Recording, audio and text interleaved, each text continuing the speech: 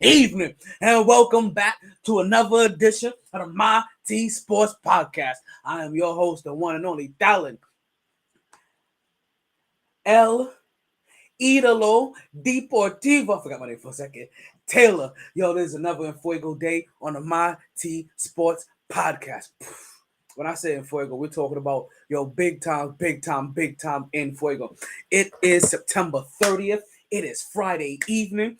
We have highs todays of 87, lows today of 71. Right now it's a little windy.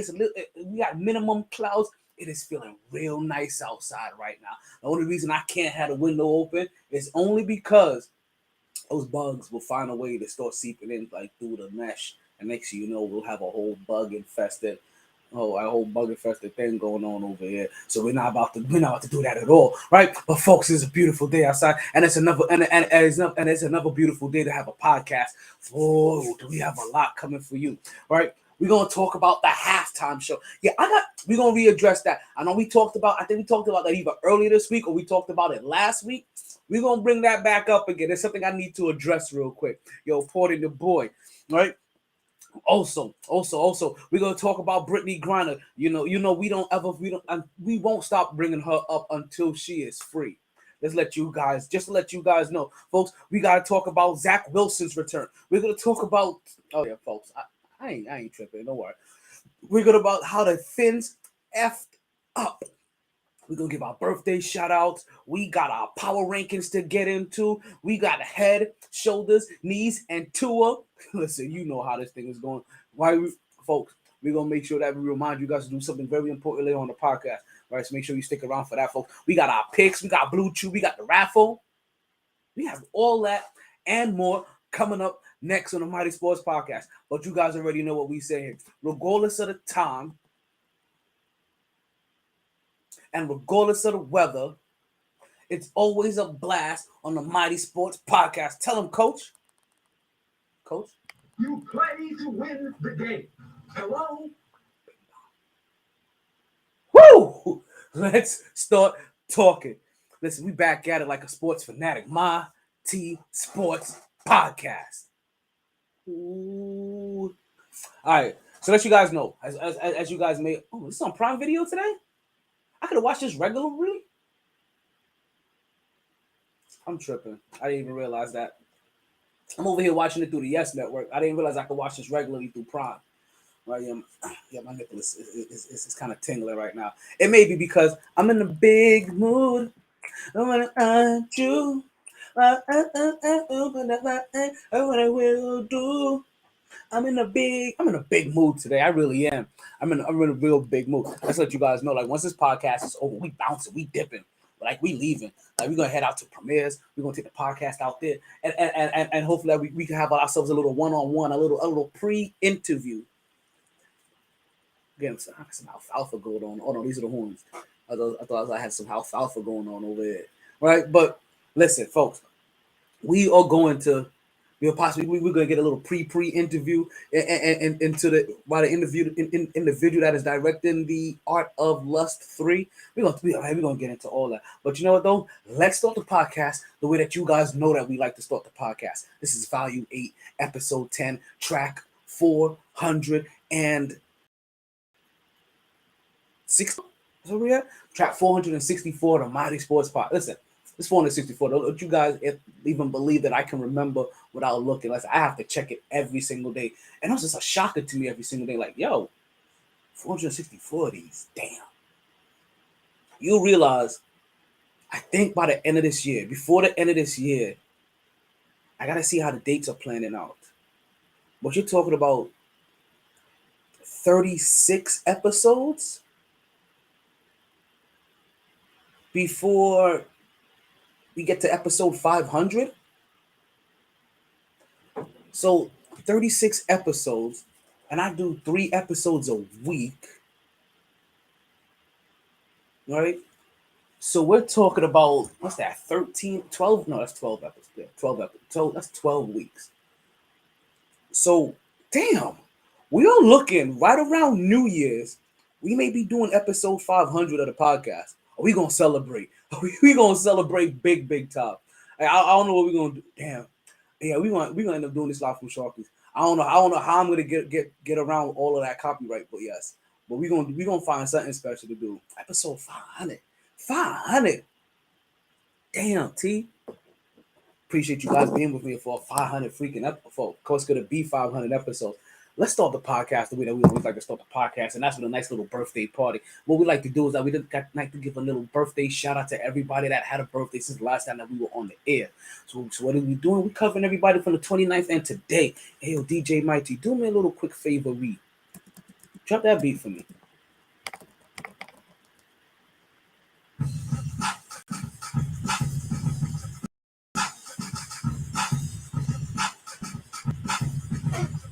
And it goes a little something like, yeah, it's your birthday. We said it's your birthday. It's your birthday. It's your birthday. It's your birthday. It's your because it's your birthday. We sing happy birthday. Happy birthday. Happy birthday. Happy birthday. Happy birthday. All right, folks, the birthday shout outs that we got for you today. We got no birthday shout outs for the 29th. I'm sorry. I didn't see anybody, and you guys know what I do. If you got me as a compadre on Facebook, and that's how I'm gonna know it's your birthday. That's why I get on my birthday. Listen, I told you the mind don't remember a lot of these things anymore. So I remember your birthday out of nowhere, right? Without having it written it down. Just know that you super duper special to me. Like you super duper special to me, B. I don't remember none of these stuff anymore. MyT Sports Podcast. Don't you guys forget to like, share, listen, follow. If you listening right now, make sure you share. Make sure you tell a friend who could tell a friend, could tell a friend, could tell a friend. Come on, the MyT Sports Podcast likes girls who like girls who likes girls who likes girls who like sports. You understand? We like people that like people that like people that like people that like sports. So share. You never know what we're gonna talk about here on the show. For real, you really never know. This weekend is going. You see that? I told you guys. This weekend is going. Right? You don't have to be yo. That squeak was hitting hard. I listened to a couple of the old shows, and I was like, yo, you guys are some troopers. You guys are some troopers. That thing was really squeaking, and when it hit, it was like, yo, Halloween is coming up real soon. Speaking of. Man, let's finish with these birthday shots, right? So what we have, right, is birthdays for today. What we have is birthdays for today. And the birthdays that we have today go out to one Richard Perkins, right? If that's Richard, I think that is. He's not even in the States anymore. But it goes up to one Richard Perkins, and another one goes out to one Johnny Roche. I don't know what the hell you have on your name. I say it says Keone or whatever. When the hell you change your name? Stop playing with me, gente. Johnny Roche. Happy birthday to you. So let's get it. Happy birthday to Richard and to Kia. Hope you party hard. Enjoy, especially since it's Friday. It's Friday. You might as well be. I just realized for two groups of birthdays, you have no reason to not be coming off or going right into a celebration. If I mention you today on Friday's podcast, that means you should be celebrating over the weekend. If I mention you on Monday's podcast, that means you should have celebrated on the weekend. If I mention you on Wednesday's podcast, then you should be getting your squeak. Oh, get off that. On. You understand? So we still celebrating. Again, so to Richard and to Johnny, we want to wish you all a happy birthday. We hope you party hard. Hope you enjoy everything. You regret nothing. But more importantly, you continue to stay two guns up. MyT. Bye. Bye. Bye. Bye.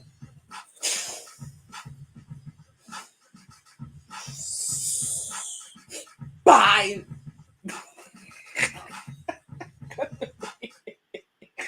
Oh man, you know how we go because yeah, it's your birthday. We said it's your birthday. Bye. It's your birthday. It's your birthday. Bye. It's your because it's your birthday. We sing happy birthday. Happy birthday. Happy birthday. Happy birthday. Bye. Happy birthday. You guys enjoy your birthday. Let's get into the first topic of the day. Down goes Tua. Now, you know what? I don't want you guys to misunderstand me the way I'm gonna sound at some parts of these. Understand, some part of me is strictly speaking from a lowest common denominator, right? And what that is just Jets fan, Dolphins fan. Jets team, Dolphins team. Everything else don't matter. But let's talk about some things that do matter in here, right? So understand there's certain looks on my face, or you may hear me like throwing a couple of things. Let's understand, like, there's parts of me that can't help it. Understand the real topic here, right? Understand what we really talking about here. Hey, yo, calm down, B. Calm down. Yo, can I split you guys? I wonder, can I split you? Let's see. I can. Oh, yeah. We're going to put that back in the shelf. But y'all see what's got to come up here, right? First topic of the day. Down goes Tua. And folks, and Tua Tagovailoa, right? This may be one of the few times you hear me say his name. And that's going to be last time. Tua got a tongue twister, right? That's the reason why I literally said, because his last name really is a tongue twister to me. So it's my own little play on words. I'm not really picking on him. It's just my own little play on words, how I remember it. But Tua got a tongue twister. God damn it, sorry.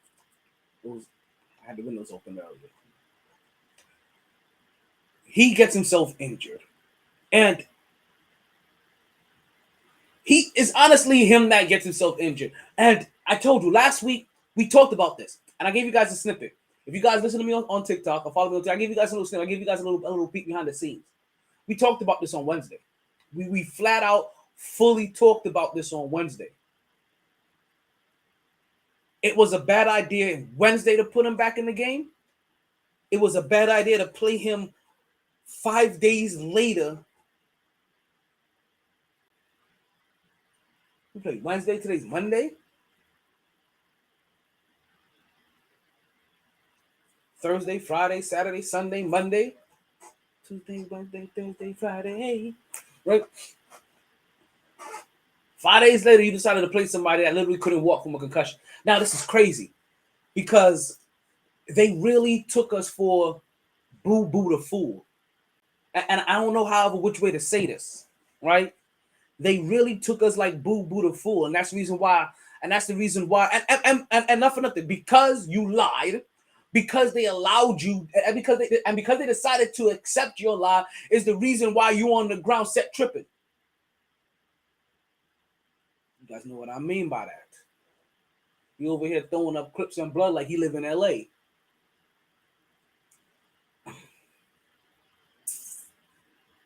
He technically, Tua came out of concussion protocol last week. And the whole entire sports world that knows football, watch football, familiar with football, all was wondering, how the hell did he get cleared? Seriously. Because we saw it. The fall to the one knee. Bam. Oh, shit. To try to get back up. Oh, it's the wobbly. There's a reason why boxers, MMA fighters, after bad knockouts, right, where they stiffen up like a board, that there's a certain amount of time that has to pass before they can take on another fight. And these are fighters. There's a reason for that. I asked you guys last week. I asked everybody, yo, call in. The phone lines are open. Don't forget, you can see the podcast everywhere. That's Twitter, Facebook, TuneIn, Twitch. I mean, right now, okay, let's start what we're live at. We're live on Facebook. We're live on Instagram. We're live on Twitter. We're live on Twitch. We're live on YouTube. What you want to be live at? We're live on MixLR. We're live on Podbean. Podbean is our call-in line. So if you want to call in and join the podcast, join it through calling through Podbean.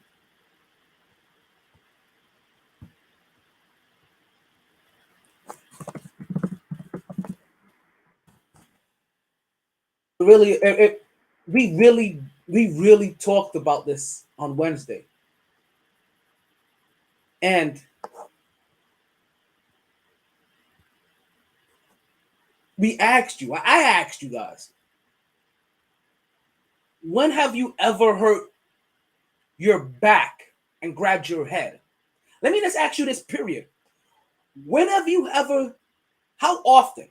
Let's do this, right? Because let's say maybe it's happened every once in a while, right? Maybe there's very few cases. We're not talking about We're not talking about the outliers here. We're talking about the 99.999% of the time here. I don't want to hear the one example that you could pull out your ass when your Uncle Rufus like broke his leg, but he grabbed his shoulder. Nah. When have you ever hurt one part of your body and immediately grabbed the other? So actually, like, when have you stubbed your toe and grabbed your back? Like, when have you hit your head and grabbed your knee? Like, at most, you may stub your toe and shake your hand. Like, God damn it, right? You may do that. But as far as the initial reaction to grab an injured body part, when have you ever hurt your head and grabbed your back? And then remember, I asked you last week, not even just grabbed your back. Didn't show any initial sign of shock to said back. Because, okay, let's say he doesn't grab his back. Let's say he's in that 0.001 percentile and he's grabbing his head after he hurt his back. He didn't even arch his back. Think about that. You fall and you get trauma to your back. You don't even arch. You understand that natural, oh shit, goddamn, like, hey, what was that?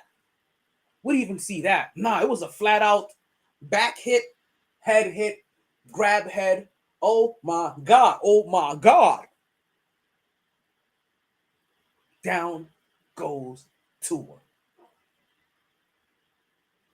And we knew last week he shouldn't have came back into that game, but they wanted to win. Just like Thanos, what did it cost you? Everything. Now you have no starting quarterback because the very next week, what happens? Oh man. I want, like, if you guys haven't seen this, right?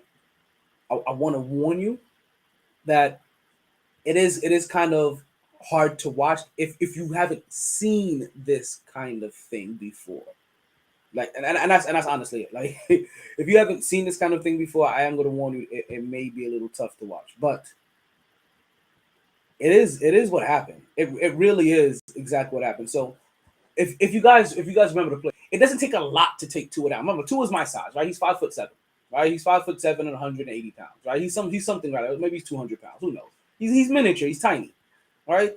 Like, for a football player, that is. But the play last week that put him on, that set him up. It wasn't like it was something. It wasn't like it was something difficult. And folks, Aaron Judge is walking up. Oh yeah, he is warming up. Sorry. Oh yeah, we can see if he can get number 62 tonight. We were so lucky last show that we literally hopped on air as he was coming up to bat. Actually, no. He's actually up to bat right now. We'll listen, you know what's going to happen here. We're going to keep you guys fully informed about what happens when it comes to Aaron Judge. But until we see what happens there, I'm not just going to keep you guys aside. And I can't really sit here and do play-by-play, can I? I mean, I can, but, you know, I don't have the express written consent of the blah, blah, blah, blah.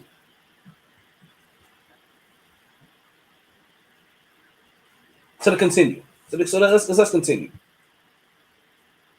I thought I had I honestly thought I had the video, but I do not have the video of Tua actually getting hit this from last week. I thought I had this one. I thought I had the hits. Oh, he swung on and missed on that one. It's a big swing too. Just got him.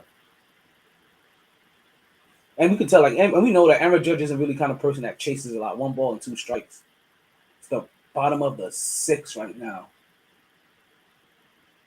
There's no outs, so it looks like he's right now at the top of the order.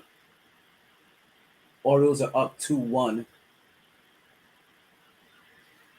Currently, they have Lyles up on the mound.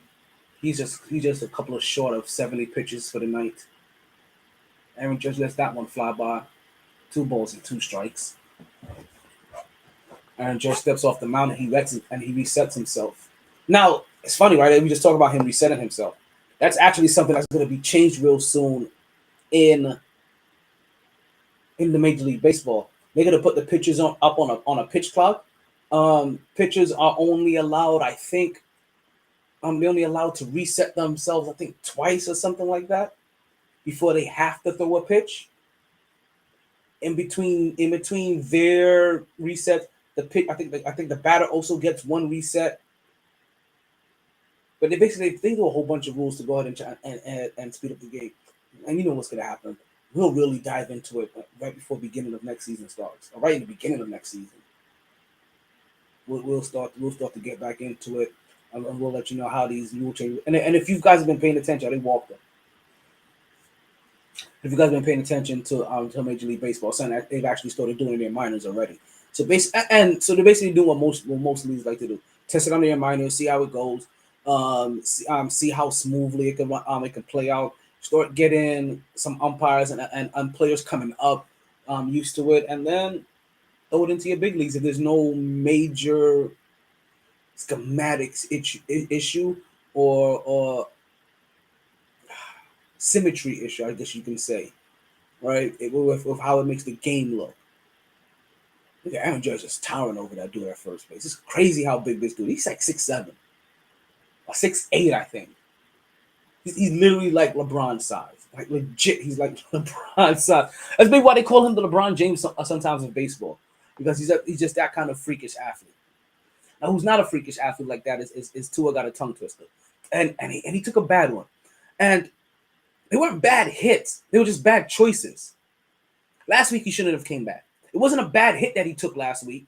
He was just pushed down, and he banged his head. And that was enough to make him wobbly. And he was pushed while somebody was kind of pulling up a little. So it wasn't even like he was pushed with all of his force.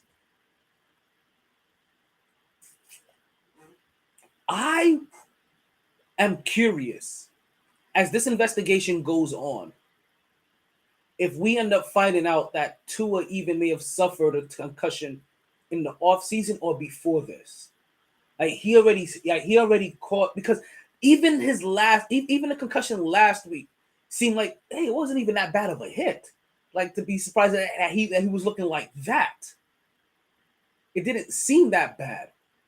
But if one sign of getting a concussion, right, or one easy way of getting a concussion is to already have had one in the past and have already had one very recently, I wonder if he caught a concussion before then. One of the previous weeks, and maybe we didn't recognize it in practice, maybe, who knows, in the preseason. I wonder if, as this investigation goes on, if something new is going to come out, because they are investigating, and they were investigating since last week, and this week just kind of put the nail in the coffin. Like, see, this is the exact thing we wanted. I'm gonna try not to cuss this podcast. See if I can catch KJ telling him the same thing.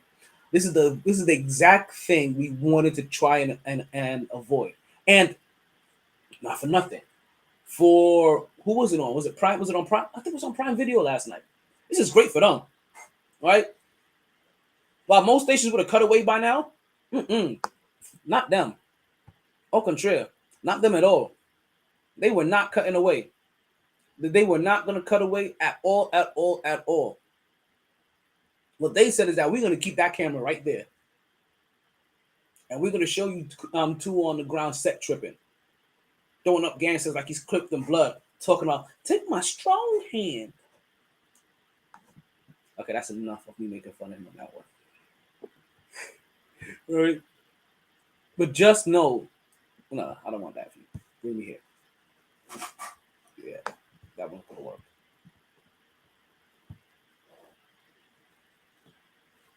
Why ain't you up? Something is off. All right, so fudge. Okay, let's keep going. Amazon kept the camera right there. They didn't care. They really didn't care. While ABC, NBC may have like cut away by then, they were like, nope. There's no way for us to go anywhere, folks. We're gonna give you this in its full effect, and I was okay. Like, I don't know about you guys, but I was okay with that. Part of the reason because one is gonna drag it away. Everybody wants to see it, right? It's one of those weird things. Like everybody rubbernecks. You want to see it. You want to see a player's response. You want to see them gravitate around him.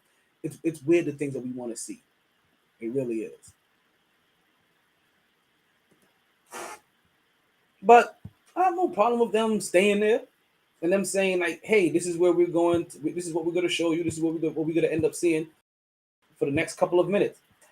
Let it be a reminder of the reality of what football is, because sometimes we forget. I really and truly think that sometimes we just flat out forget of how I don't want to say how violent a sport football is.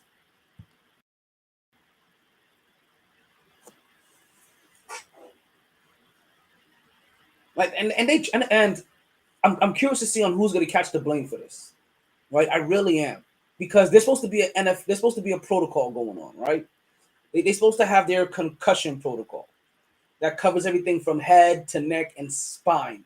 Right? It takes a close look of all those interconnected pieces. And what's going on, sis? And if a body part, and if you ever get a major injury into that, then you go into those protocols and you're supposed to come out the game. And I'm telling you, there's no way. The only reason why they said it was the back, and I just told you, spine is on there. But the only reason why they said it was the back was so they could try to get him to play again. Because if he goes to the concussion protocol, he doesn't get a chance to play last night. He's in protocol for too long because they know it's a brain bruise. A concussion is a brain bruise. What happens if you keep banging on a bruise over and over again? It never gets a chance to heal, does it? So I can cause a bruise doing this eventually enough times.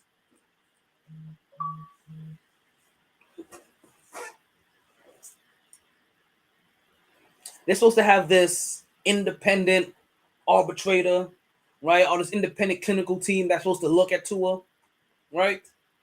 They're supposed to be they're supposed to help determine what he looks like. I want to know what the hell did.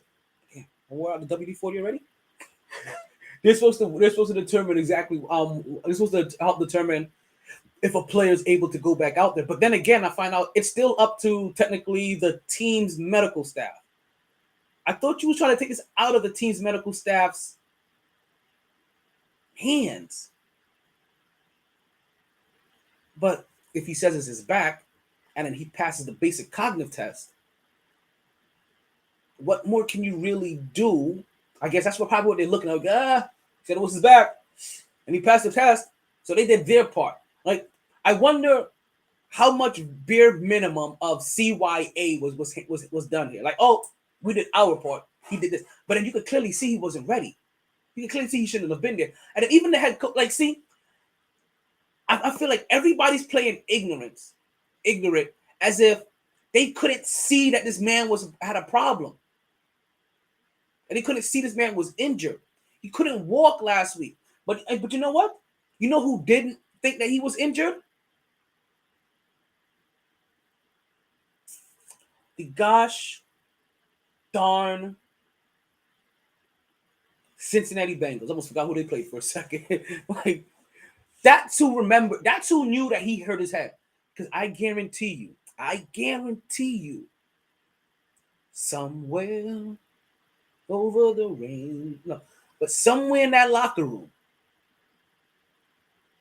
at some point in time, it was said or hinted towards, let's see if it's really his back that's injured.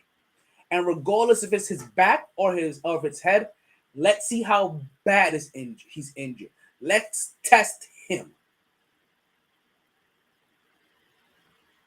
I guarantee you. So that tackle wasn't a horrific tackle. It wasn't like they blew him up. No, dude was seated and threw him to the ground. It was gentler than the initial one that gave him that gave him the concussion. I thought that was pretty gentle. Gentile.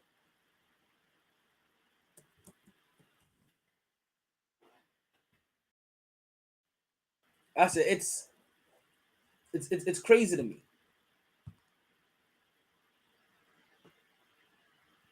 That I don't know why you're not doing it the way I want you to. It's real crazy to me that they allow him to play. It really is. Like I am honestly shocked. I am full blown shocked they allowed that man to play. But the investigation is going to go on, and now I guess you can say they got what they wanted. I don't think this is what they wanted, but they got what they were looking for, right? Or they got, I don't say what they deserve. They reaped what they sowed, right? They played they played the hand, they risked it all, and you got your winnings. Like sometimes you win, and sometimes last week, and they continue to gamble. And this week, he's on the ground looking like a Mochimaru talking about what happened to my hands. My mom thought it was a hand issue. I ain't gonna lie. Like my mom thought this was a pure hand issue, like he messed up his hands, and I was like, no, ma, he caught a concussion. Like when you see a boxer or a fighter go to sleep and their body stiffens up, that's him stiffening up. That's him catching immediate arthritis. His brain shut down. You know how to go night night. You know how to go night night.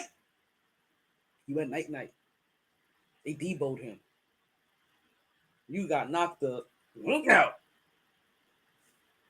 He's in the trap.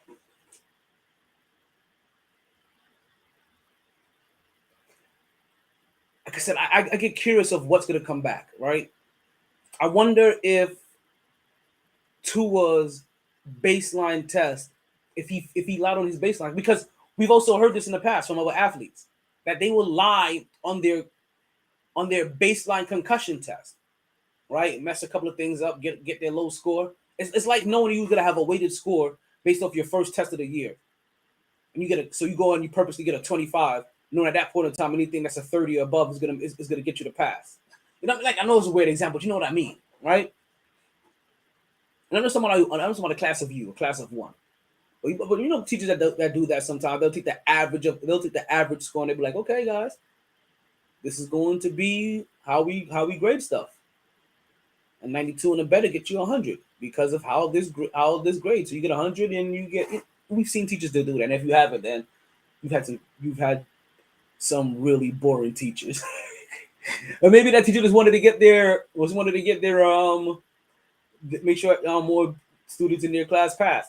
I mean, that's the one acceptable method to do that, by getting the mean of from the first test and then using that as the marker for passing. So I wonder if he does. Like, I'm really curious because I feel like they're all Tua's to blame, but players are always going to want to play. Tua's like when it comes to Tua, right? Not just Tua. When it comes to almost every single player, they're not going to want to come off the court. They're not going to want to come off the field. They're not going to want to come off the ice. They're not going to come off the field. I said field. Right? Who else is left? And that's about it. Field, court, ice, diamond, the ring. They don't want to stop.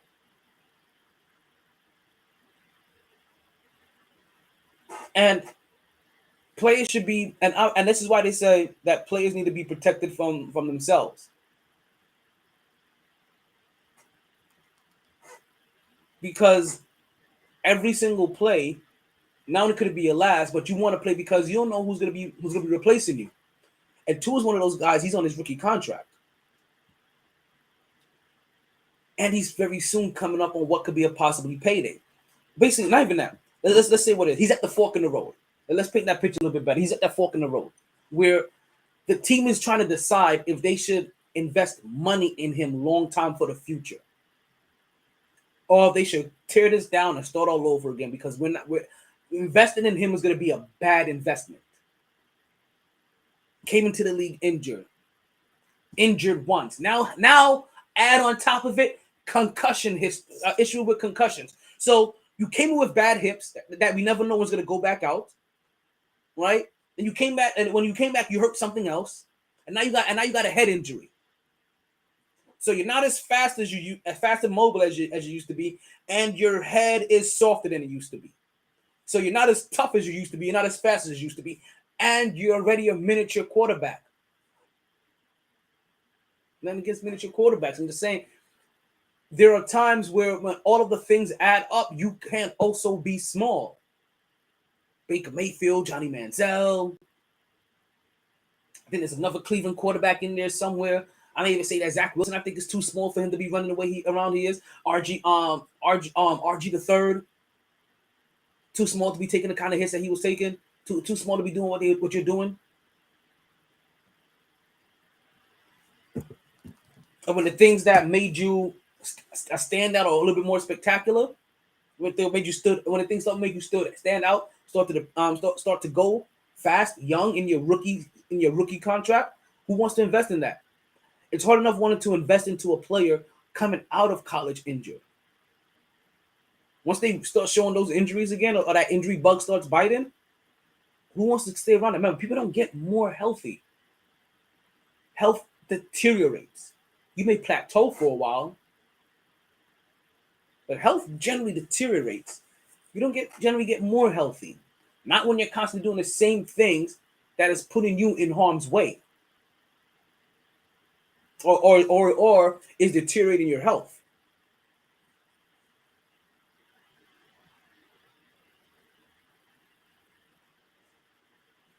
And the thing about it is, like, I don't even like, we talked about Tua, but then there's the coach, right? How before we get to the coach, the medical staff. I think we addressed them already. Bare minimum. I feel like they did the very bare minimum. But then we have the coach who's supposed to be a smarter coach, supposed to be a more compassionate coach.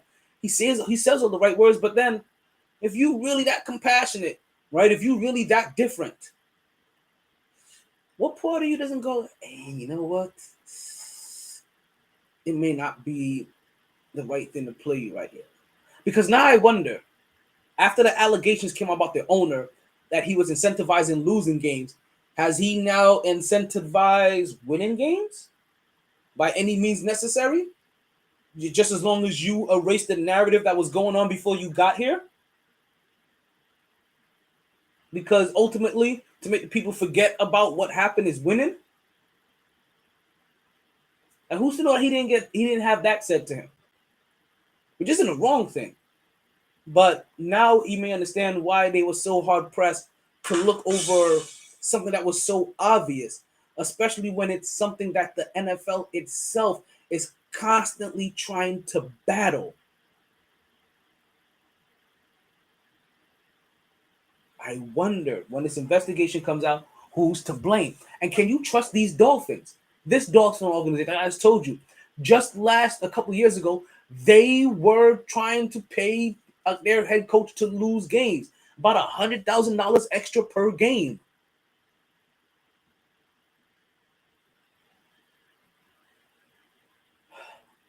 Who do you believe?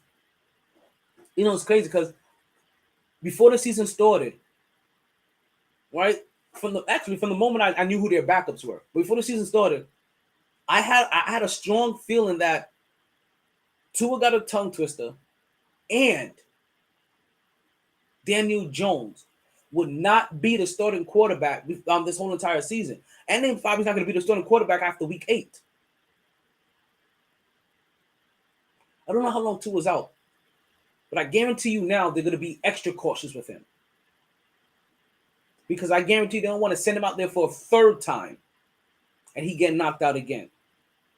Because while people are still okay enough seeing somebody get knocked out on the court, on the field, on whatever, right? It's also because we've also, right, inherited it as part of the game. What we don't really accept as part of the game is somebody dying from it, or dying on the court, on the field, right? In the parameter, right, of action, right? A perimeter of action, right? They don't want to happen to them what happened to boxing this weekend, where one of their junior welterweights, Luis Quinones, that's that weird combination of names, personally,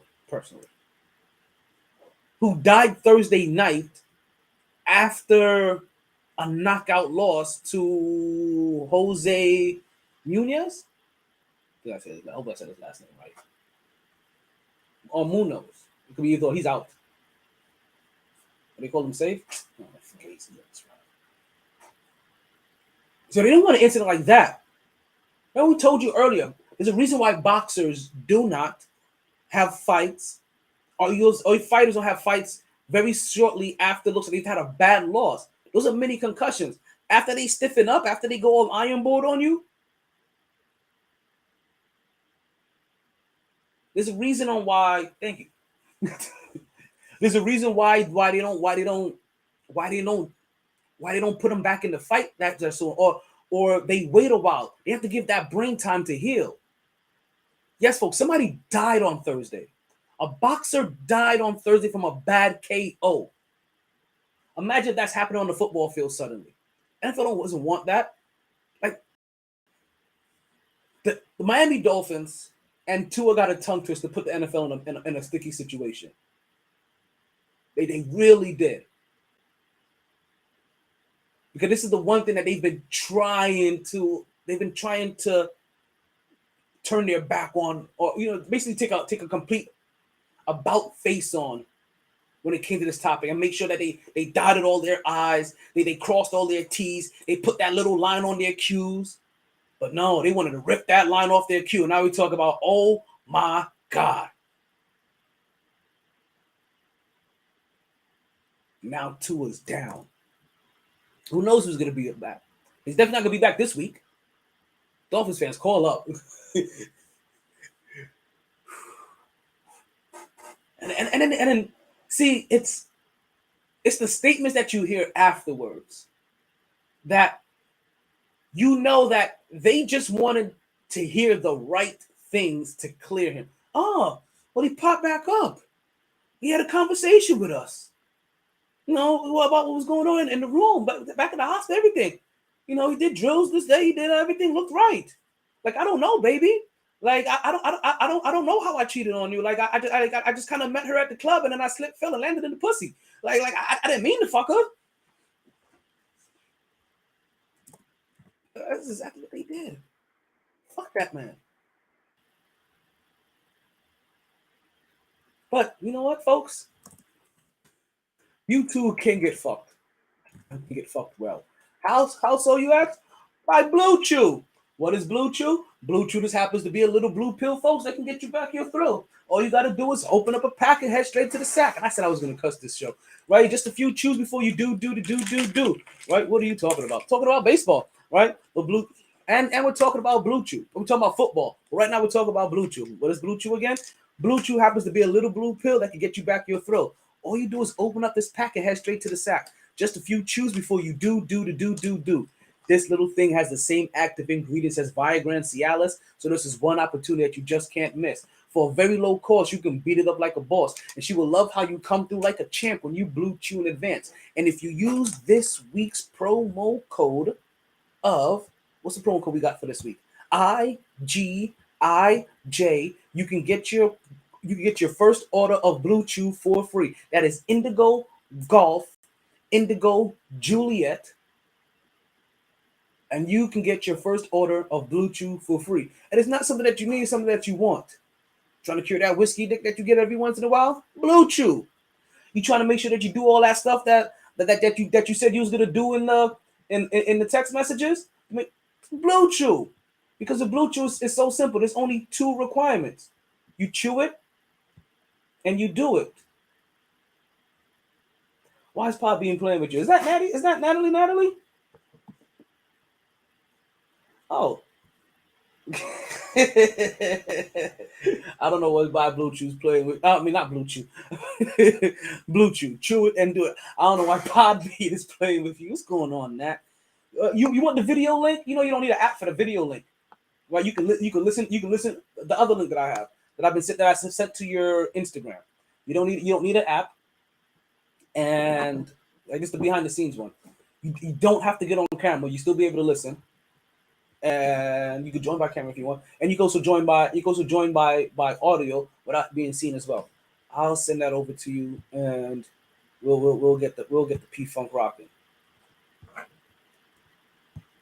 All right, that should be coming your way right now. But everybody else, that's on Podbean. You guys make sure, before you leave there, make sure you share. You make sure you share before you leave out of there. Right. All right, let's get back into the potting business. All right.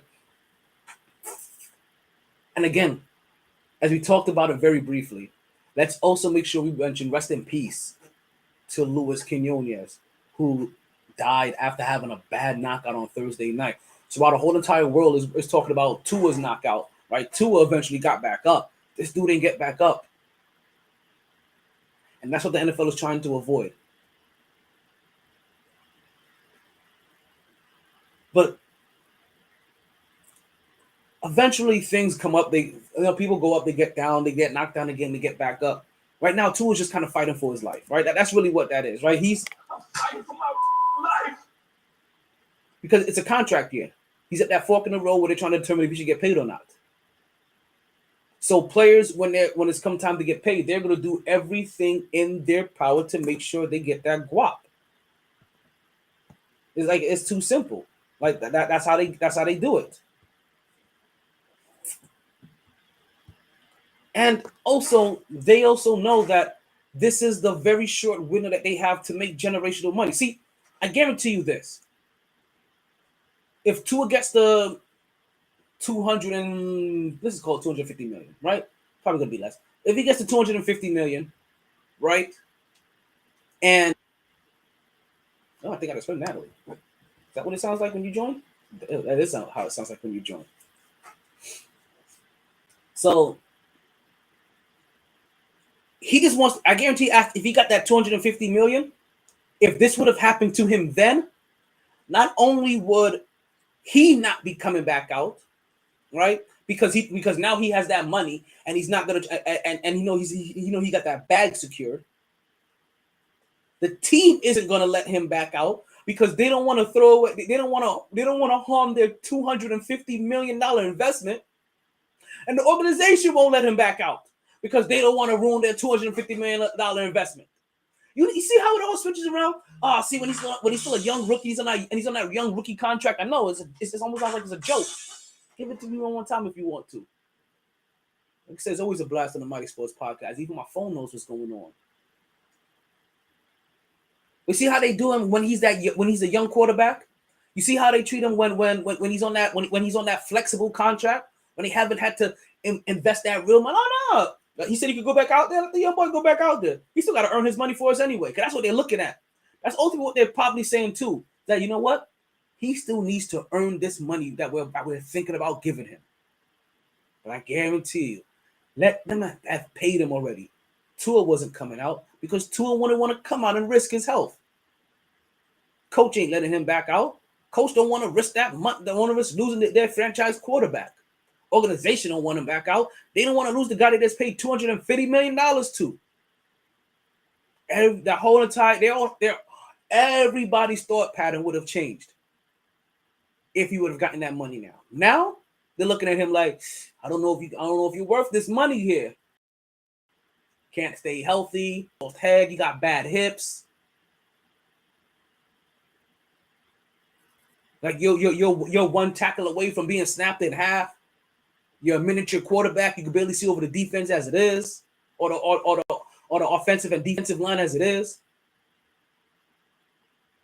You got small hands, like you all of it.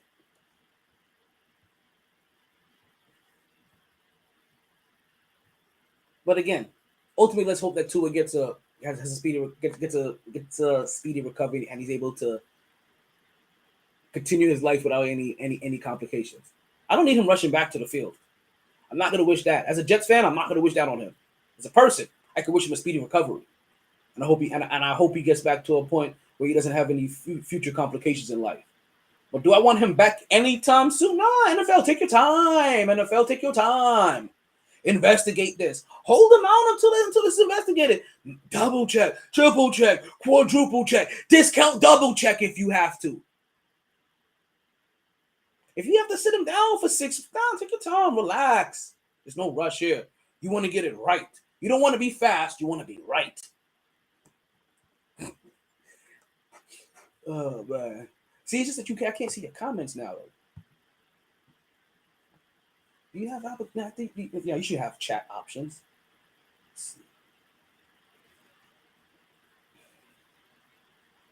Aaron Judge. No, that wasn't Aaron Judge. Somebody else. See, I just see pinstripes hitting the ball, and I'm like, Aaron Judge? Aaron Judge? Nope, I don't care. We're trying to see if we get to that 62. We're trying to see if we get to that 62. We're trying to see if we can get as lucky as we were on Wednesday. Like, as we popped up on the air Wednesday was happening. And us and the El Capitan had the same exact response. Yes, yes, yes, yes. Let's talk about some other kinds of response, right? Because as you win and you lose in this league, you end up going up and down the power rankings, and that's kind of what we've seen here. We've kind of seen a couple of changes, right? We've seen a couple of changes in the power rankings, and we're probably gonna see another change with this Dolphins loss. I remember having this conversation with somebody recently, all right, and we were talking about how far up in the rankings that the Dolphins may get. And he was saying that they should definitely be in the top 5. And I was like, and only because it was a big jump. They were sitting at 8 at the time, right? Maybe a little bit lower. And I was just thinking to myself, for them to come into the top 5, I mean, they're gonna have to really be there. That's a 3 to 4 spot jump. And I could still see them giving a couple of 2-1 teams, putting a couple of 2-1 teams ahead of them. Well, really only one 2-1 team that they put ahead of them, which was actually kind of ironic that this one team was ahead of them. So in the power rankings, we had the Philadelphia Eagles, right? Came up with the number 1 spot. They moved up 2 spots from. Can I get a little? All right, they came up 2 spots from number 3. Now, I don't think anybody has any problem with Philly being the number 1 spot, right? With the Buffalo loss that they had to Miami, there's no other undefeated teams in the league. Outside of Miami, I don't think that you trust that Miami. I don't think anybody thinks that Miami is a better team than Philly. There's gonna have to be a whole lot more show me than anything else, right? But the Buffalo Bills came in at number 2. And it was probably like right around here where I was a little bit surprised. All right. Only because as I'm looking at them at number 2,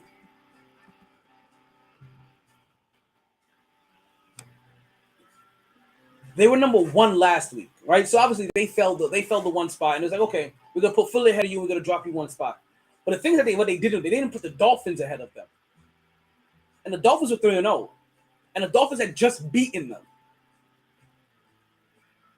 And even the experts were like, you know what? Do it again. Seriously. Even the experts was like, show me that one more time. But they did manage to put them above every other 2-1 team, right? Green Bay came in the power rank at number 4, put them ahead of them. Kansas City came in at number 5, put them ahead of them. Green Bay before that was at the 5 spot. Kansas City before that was at number 2 spot. So Kansas City dropped 3 spots to fall to number 2. LA Rams maintained their same spot at number 6, right? Baltimore Ravens, they jumped up 3 spots from number 10 to get into number 7, also with a record in 2-1. Right, Tampa Bay would fall 4 spots and fall to 8 from number 4. So they're no longer not even in the top 5. Minnesota would improve from 11 spot to number 9 with a record of 2-1. Cincinnati, with their win, they jump up 2 spots. With their first win of the season, they jumped up 2 spots to go 1-2. Now this is when things get interesting to me, because I was like, okay, that's your top 10, and I was like, wait a minute, Cincinnati creeped in as a top 10. You guys realize there's some 2-1 teams out there that are being ranked lower than Cincinnati because they're like, yeah, Even with only one dub, we still think they're head and shoulders better than you. Let's bring in some of those honorable mentions. You get an honorable mention. Not no one, but number two. You get an honorable mention. Right? Shout out to Drake for that song. That's probably one of my favorite Drake songs. Honorable mention and also side pieces. I would have you court side, not the middle row. Shit was all good about a week ago when you blew me in the tennis. Okay, let's stop. All right. First honorable mention goes out to the Dallas Cowboys, who jumped up 7 spots, folks. You thought the Dolphins had made a major jump by jumping up 5 spots from number 8. The Dallas Cowboys jumped up 8 spots from number 21 up to 13. They had a record of 2-1. Still didn't have them ranked below Cincinnati. Actually, 3 spots below Cincinnati, and it only goes downhill from there because they were the highest of the 2-1 ranked teams. So, Dallas Cowboys fans, you actually have something to celebrate on this one. When it comes to the 2-1 teams that are not in the top rank in the top 10 of the power rankings, you are the first 2-1 team outside the top 10. That is something to be proud of. Somewhere in Cowboy Nation, somebody can make that a positive. You guys are spin doctors. You guys spin anything. Don't you guys forget to like, share, and listen to the podcast? Or like, share, and subscribe to the podcast. My bad. That way you hear that bing bong every time that we go on. MyT Sports Podcast was always a blast. Where? The MyT Sports Podcast. Dallas Cowboys, right? Their record of 2-1. They're number 3rd. They're power ranked 13th, right? Behind them at 14th, with also a record of 2-1, are the Denver Broncos, being led by Russell Wilson. They jump up 3 spots from number 17. You have to also realize that for a lot of these teams, they were sitting at 1-1. And then they finally getting that second win. So you understand what's kind of happening here for a lot of these teams. A lot of these teams weren't 2-0. There weren't a lot of 2-0 teams out there. No. Don't do this. We got Cleveland. They jumped 5 spots from 22 up to 17. Surprisingly.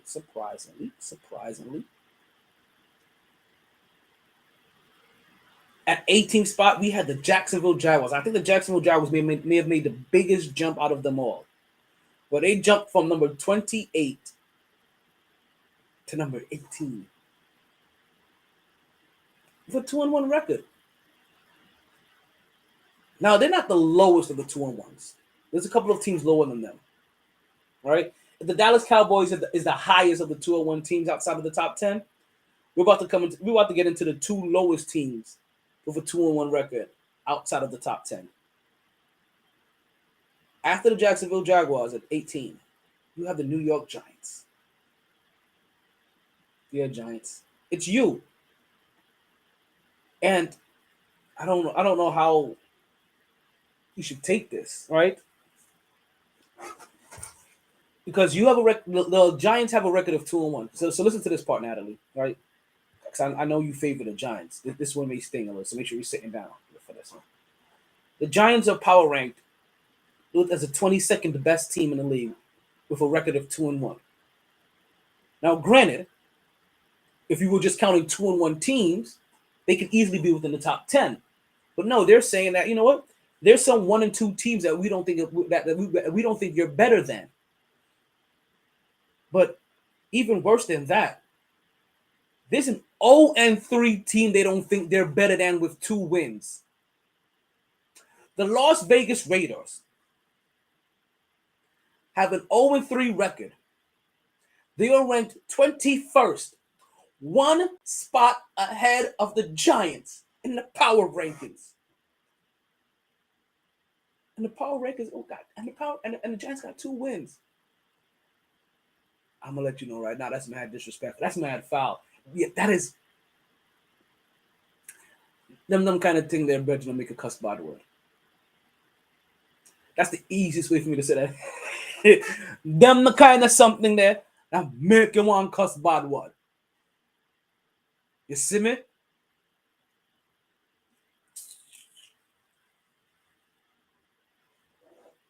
And there's still one worse. There's still one worse for them. Luckily for you Giants, there's still one team that's worse with a 2-1 record.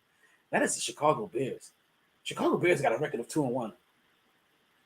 And they're ranked 27th in the power rankings. 27th. And yes, the Jets are worse. But yes, I heard that.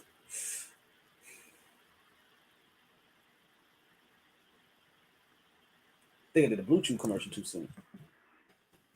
But you know what though? I had to. We were just talking about being stiff and stiffening up, and set tripping, making sure you get right. I had to give you guys the Blue Chew commercial right when we did. But you know what? I mean, you can always go for a little bit more Blue Chew. Just because I told you about Blue Chew once doesn't mean I can't tell you about Blue Chew again and again and again and again and again. Because that's how many times you'll be going after you use Blue Chew. Yes, folks. On and on and on and on. You'll be stroking till the break of dawn. You'll do it till she sings that song. Ooh. Listen, you want to get a little freaky? You want to hook up with your sneaky link? And this is your 4th round today. So you like think, sync. How do I continue my pinning streak, my winning streak, and still perform at my peak? I got 2 words for you: Blue Chew. You know about vibrancy? It's like that. Low cost, it got that. Discreet shipping, what package? Only the one that you're carrying. That's the only thing that's going to be noticed. Use the promo code. I told you about it already. IGIJ, Indigo Golf, Indigo Juliet. And all you pay for is shipping and handling. Next thing you know, like Tyson in his prime, next thing you know, you're like Bonds when he was hitting dingers. On my word, son, everybody is a winner when you chew it and do it.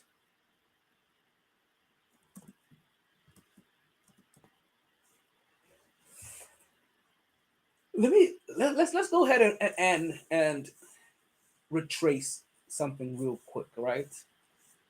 Recap on something that I touched on earlier in the year. Remember, we're only on show number 10, so this is really within the first 9 shows. I may have said it. So recently, we just got some news about them making a change up to who was going to be doing the halftime show. And that's bad. And I came on this airway and I said that I didn't even know who it was. All right? And I couldn't remember. And I said to myself, whoever it was, they must be unrememberable, right? Must be someone that's easily forgotten because I can't remember who it is anymore since they mentioned Rihanna. That's how quickly I forgot. That shows you how I wasn't excited for this person. And a lot of stuff was true in that statement. Really like, not excited for that person portion. They wasn't really that easily overlooked because they replaced her for Taylor Swift or Katy Perry, one of the two. I get them too confused. And don't ask me how can you get Katy Perry or Taylor Swift confused. I don't actively listen to any of their music. They both kind of sound the same to me. I couldn't point out who has what song from what. Like if you played a Taylor Swift song, I wouldn't know if it was her or Katy Perry. So I barely know if it was her or Tyler Perry.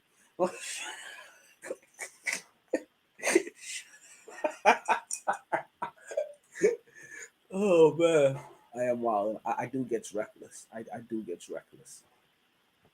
So it makes the show so fun. Like we run and gun with the topics. Last week I came on and I said that they must not have been a memorable person for me not to even remember who it was. So I wanted to look up and be like, yo, who was it? Who was it that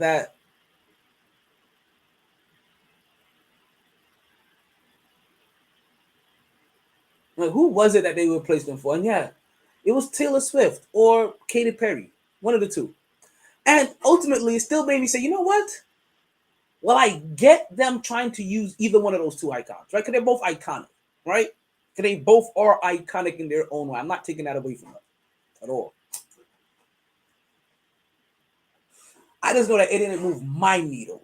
Like, it didn't blow any bubbles in my bathwater.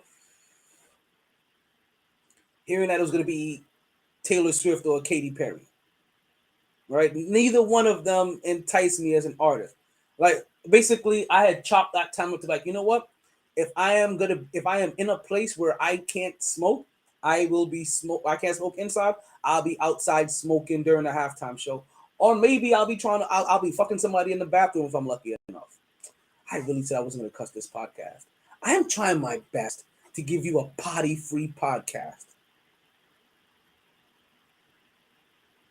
It don't go smoothly. Welcome everybody that's listening to on all platforms: Podbean, Twitter, Twitch, Facebook, YouTube, Instagram. I see you all. Listen through Podbean. Don't forget Podbean is our call-up line. If you would like to join the show, just call them through Podbean and we will get you on the air. So of course I said that they placed the word Rihanna, and it was like I said, it was a different vibe. It wasn't that it was fuck him in the bathroom. It wasn't that I was disappointed. It wasn't that I wouldn't be excited for this, but Rihanna brings a different energy. Now when Rihanna comes on, I may actually stay around for the halftime show to watch it a little bit. Because I'm pretty sure if I am there with somebody, they're going to want to watch Rihanna now too. See, it all depends what race I was fucking with at the time too, though. Because, you know, I mean, I could have been fucking with somebody who would have preferred Katy Perry or Taylor Swift more. But everybody loves Rihanna. See, like I feel like everybody was there. All parties want to listen to Rihanna. Everybody wants to be another thing on the wish list or the hit list. And speaking of another one on the hit list, Nick, congratulations! Like let's make sure we give homeboy his flowers, give him his big ups. Like do what we do here on the show, right?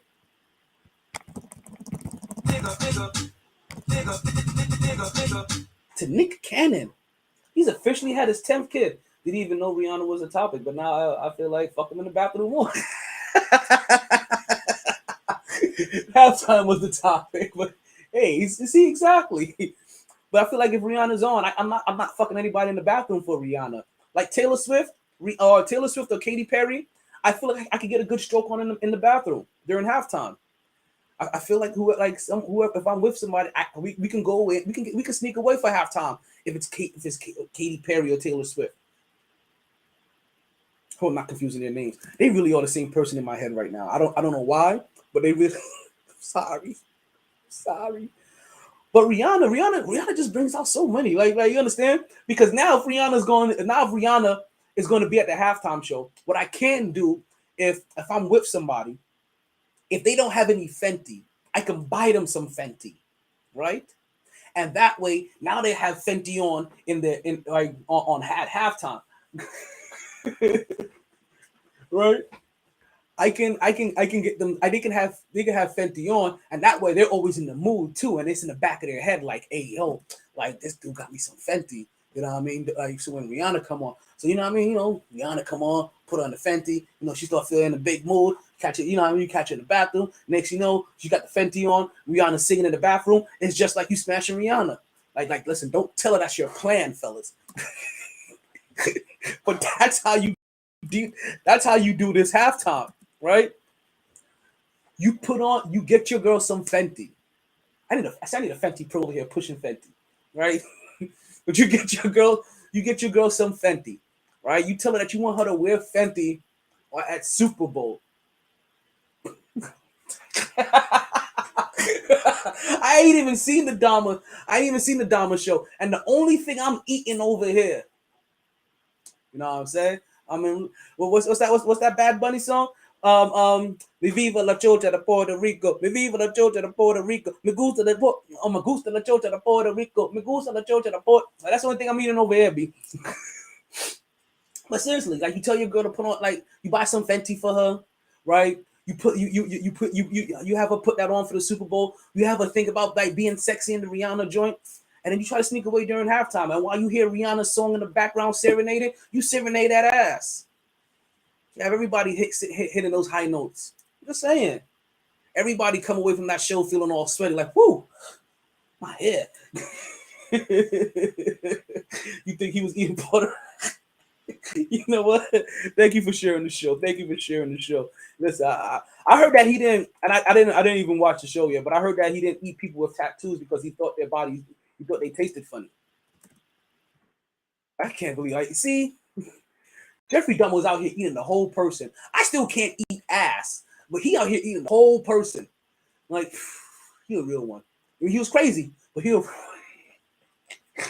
real one. I'm still not eating ass though. Like fuck that. Like I'm still not doing it. Sorry. It's not there for me. Speaking of, all right, did we give a congratulations to the big homie already? I think we did, but let's run it again.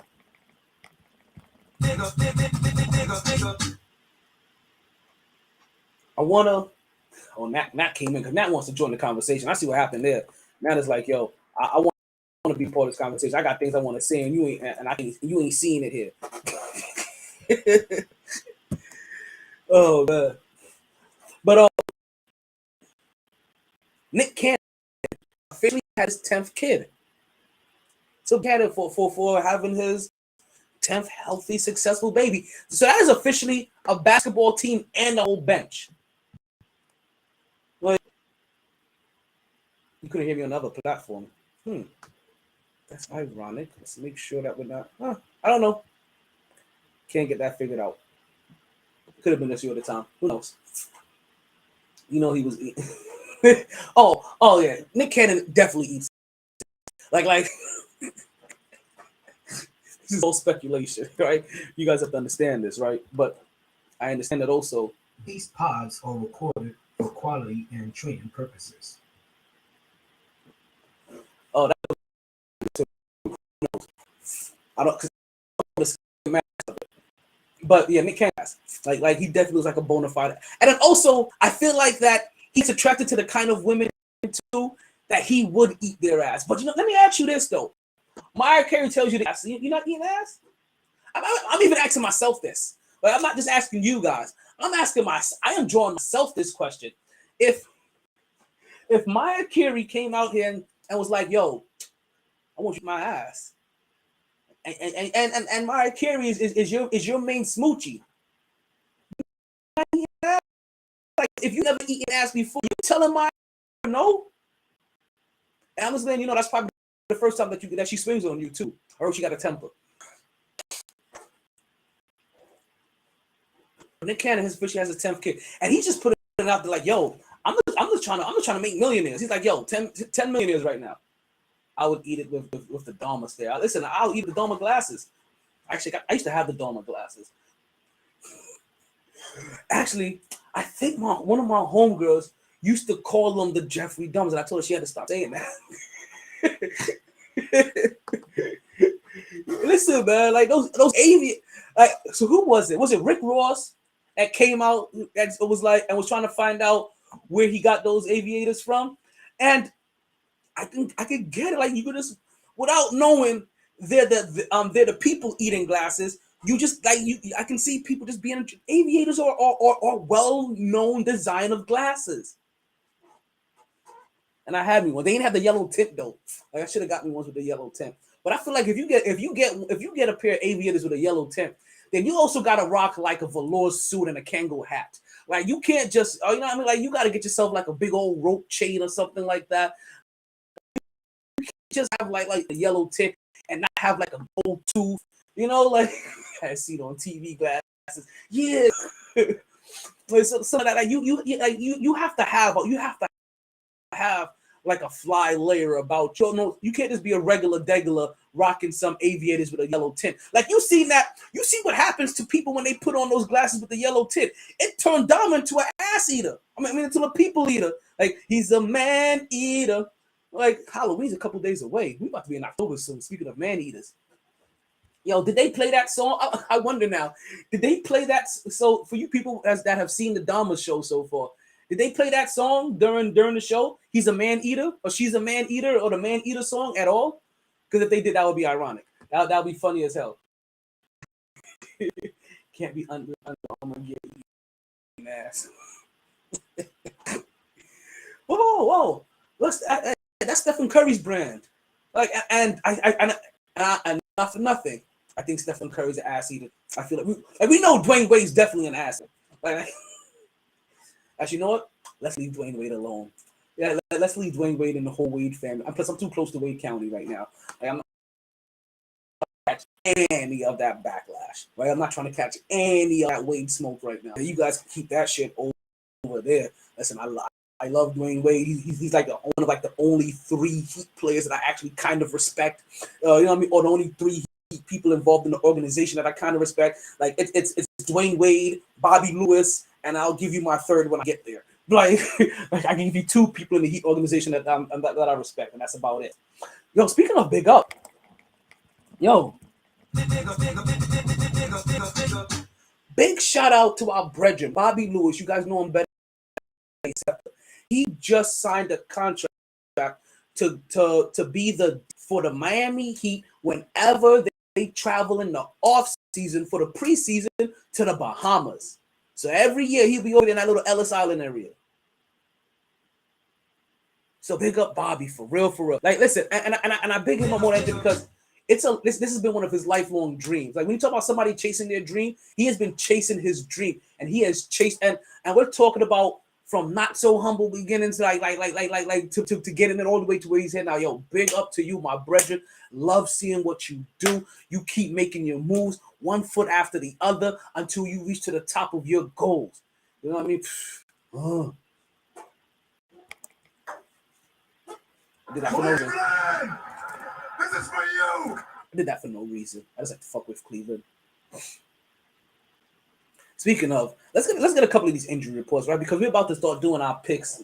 We're about to start doing our picks here pretty soon. Oh no, listen, yeah, Bobby was over there with you. Yeah, Bobby, yeah, you was over there. Bobby was over there with you. Like you guys could have taken pictures on the slip and slide together. Not to mention, sis, did you hop on the slip and slide? Did you get on one of those big slides?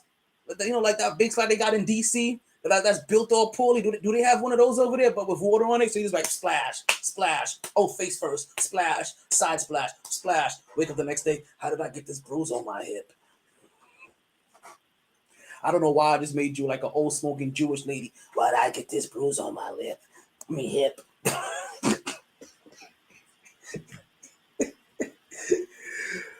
All right. Let's continue to march forward, right?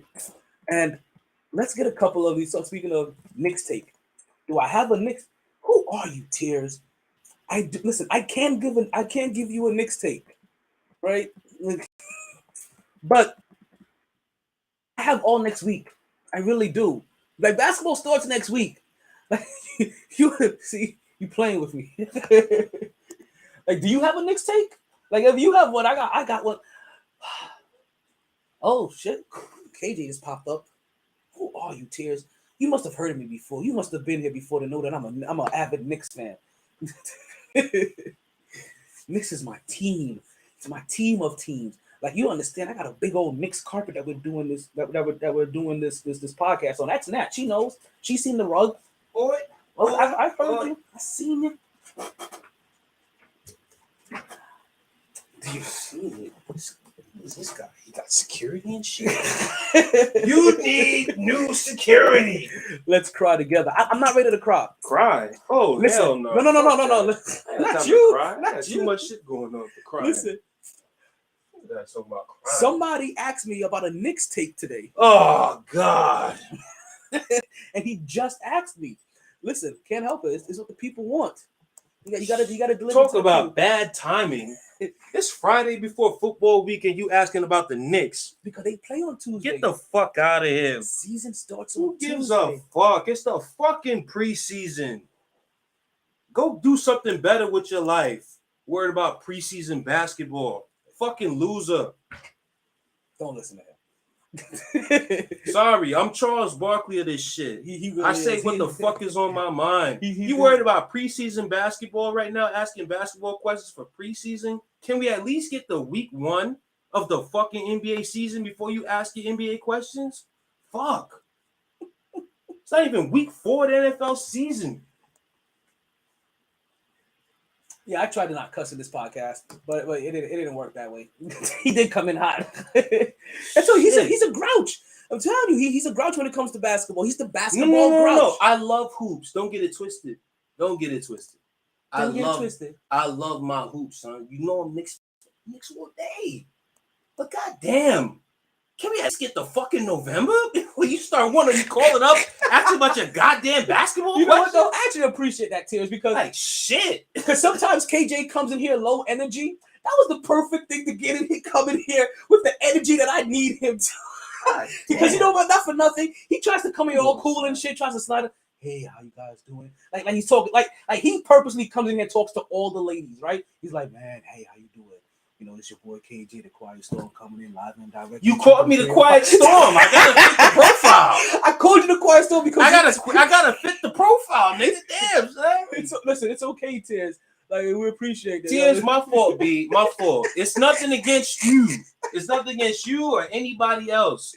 It's nothing against y'all. Hey, you right. We got basketball questions. Of course, I'm talking this shit. Of course, I'm gonna assist in answering the basketball questions. Of course, I'm just getting off the natural emotion of hearing. God damn, we got week 4. We got week 3, week 4. The season about to kick off. It's not even fucking November yet. People asking about preseason hoops. I actually purposely left off basketball because I was like, you know what? Wait till I tell you.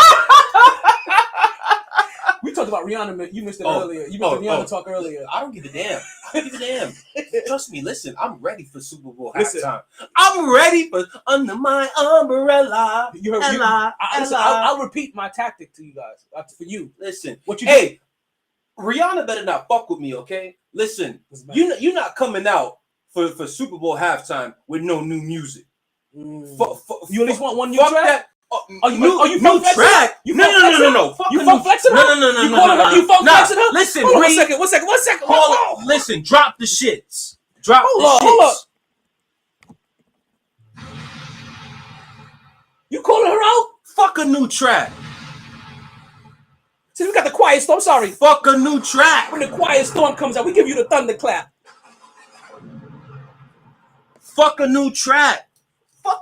I need a new album. You hope she has a baby on the stage. Hey, yo! Keep that child at home. I don't need to see that. I don't need to see that. I don't want to see Bella. She needs to have that kid by then. I don't want to see. Because I love ASAP. I don't need to be reminded about ASAP. Speaking of ASAP, you violating me right now, son. You violating me. And this is why I love the show because we go left field on top. Don't you guys forget to like, share, and follow everywhere that we're at. So guys, make your way up down to YouTube. You can watch us on YouTube. You can watch us on Twitch. You can watch us on Facebook. You can watch us on Instagram. You can watch us on Twitter. You can watch us on anywhere that you can watch videos that you can watch it and you can watch us live. But if you want to call into the show and fully interact, you're in the right place if you're at Podbean. There you go. Man. Nah, I need a whole album. Fuck that. She can do a new album. No, I need a new album. You know why? I haven't had new Reed music since 2015, 2016. So you'll be lucky for a new track. Remember, we talk about, by the time Super Bowl comes up, we talk about 7 years. 7 years! I understand what you're saying. Come on, man. You need to file a complaint with the Funk Flex department of calling out artists, right? And you may get a... Because man. Remember, you know that I know what you're saying, man. But you know how this goes. Halftime is a greatest hits performance. Understood. Now imagine if you come out with 2 hits on the new album. Blame Ebro. Facts. Blame Ebro big time. Wait, what did Ebro do? Tears, tell him, son. What did Ebro do? Ebro, son. He called Rihanna out the way you calling Rihanna out? No, never. Ebro would never. Oh, okay. Would Ebro knock her up? What? I'm just saying. Come on, man. He ate the wrong ass. Was Ebro dating her and left her or something? No. So what know. Oh, okay. I'm trying to figure out how to. Wait, whoa! What is this? No. I walked again. Basura puñeta tu madres. Bitch ass niggas. This is why nobody fucks with baseball. Yo, I cussed them out yesterday too, and they still.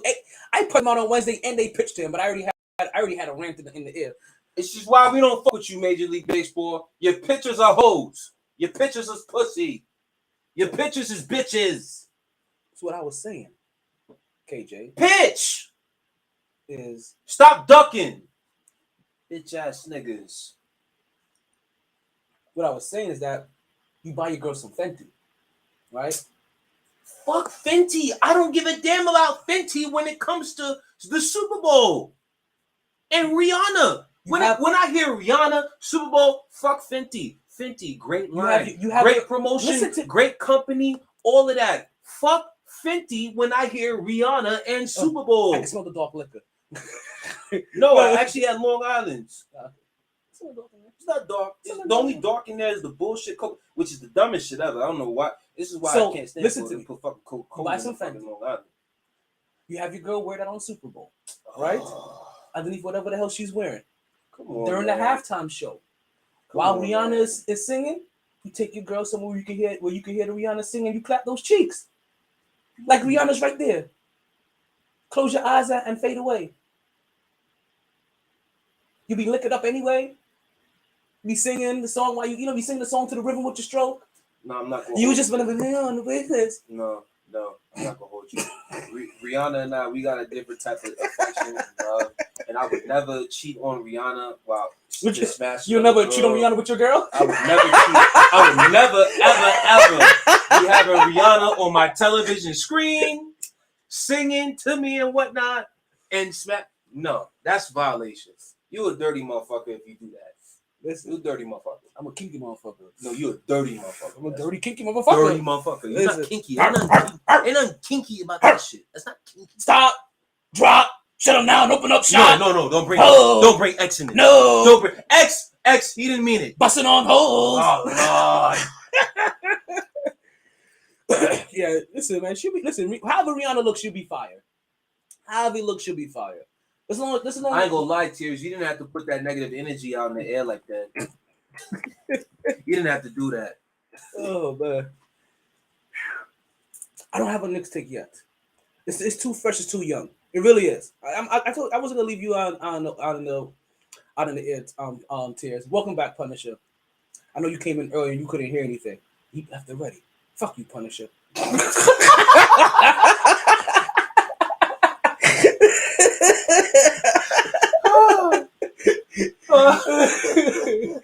But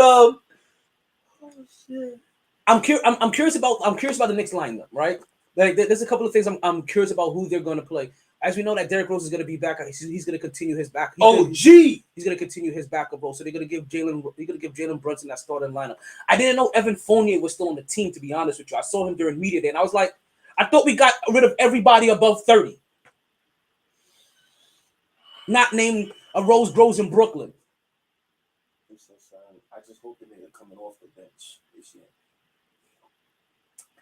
Hope the nigga coming off the bench. So see, this is the advantages of me listening to everything basketball during this time, because it is still so far. See, my bro. See, Tears, we can get along. Tears, no Fournier takes. Understood, loud and clear. Next. We gotta listen to the. Gotta give the people what they want. Gotta give the people what they want. Not the money they paid him. Exact. See, Tears. That's my guy right there. I fuck with Tears. I fuck with Tears. They want to bring him. That's the thing. That's the reason why I think they're gonna start him is because they're paying him. Thibodeau's one of those people. Tears said no Fournier takes. So talk about somebody else. No Fournier takes. You asked about Fournier. I didn't ask shit about Fournier. I was sitting here minding my goddamn business. Well, see, the thing about it, you can't talk Fournier without talking Grimes. You can't talk Grimes without talking Fournier because I can easily talk about Quentin Grimes without talking about Fournier. Talk Grimes without talking Fournier, because if I talk Grimes, I gotta talk Fournier because they're directly correlated to me. My guy Young Buck. How we gonna talk about fucking Fournier? Let's talk about Grimes. Grimes, yes. Grimes, listen. man.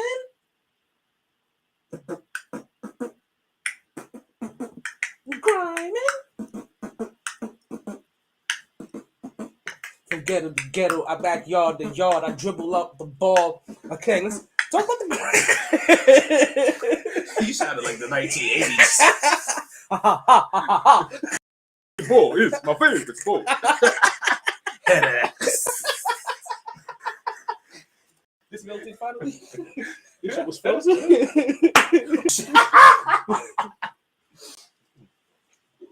I mean, just think about it right now. I say Fournier, nobody face smooth. I say Grimes. You get a little optimism. Well, I told you the only reason I even brought up Fournier. I didn't know he was on the team.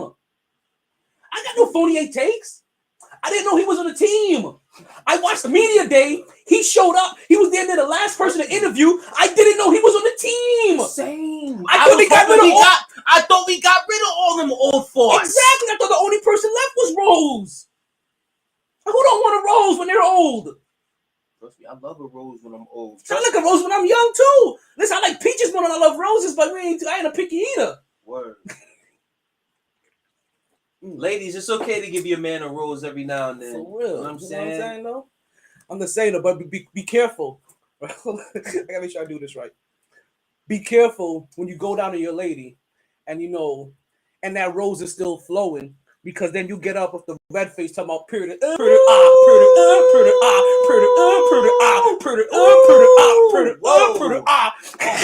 Shit. Yo. Wildin'. Yo, it's so funny. She has a banger. She's just whoever she is though. But she knew she had a banger in Taking her head. it back to football. Unsportsmanlike conduct. Unsportsmanlike conduct. On talent. Fuck 15 yards. Ejection. Facts. You violated. Oh my God.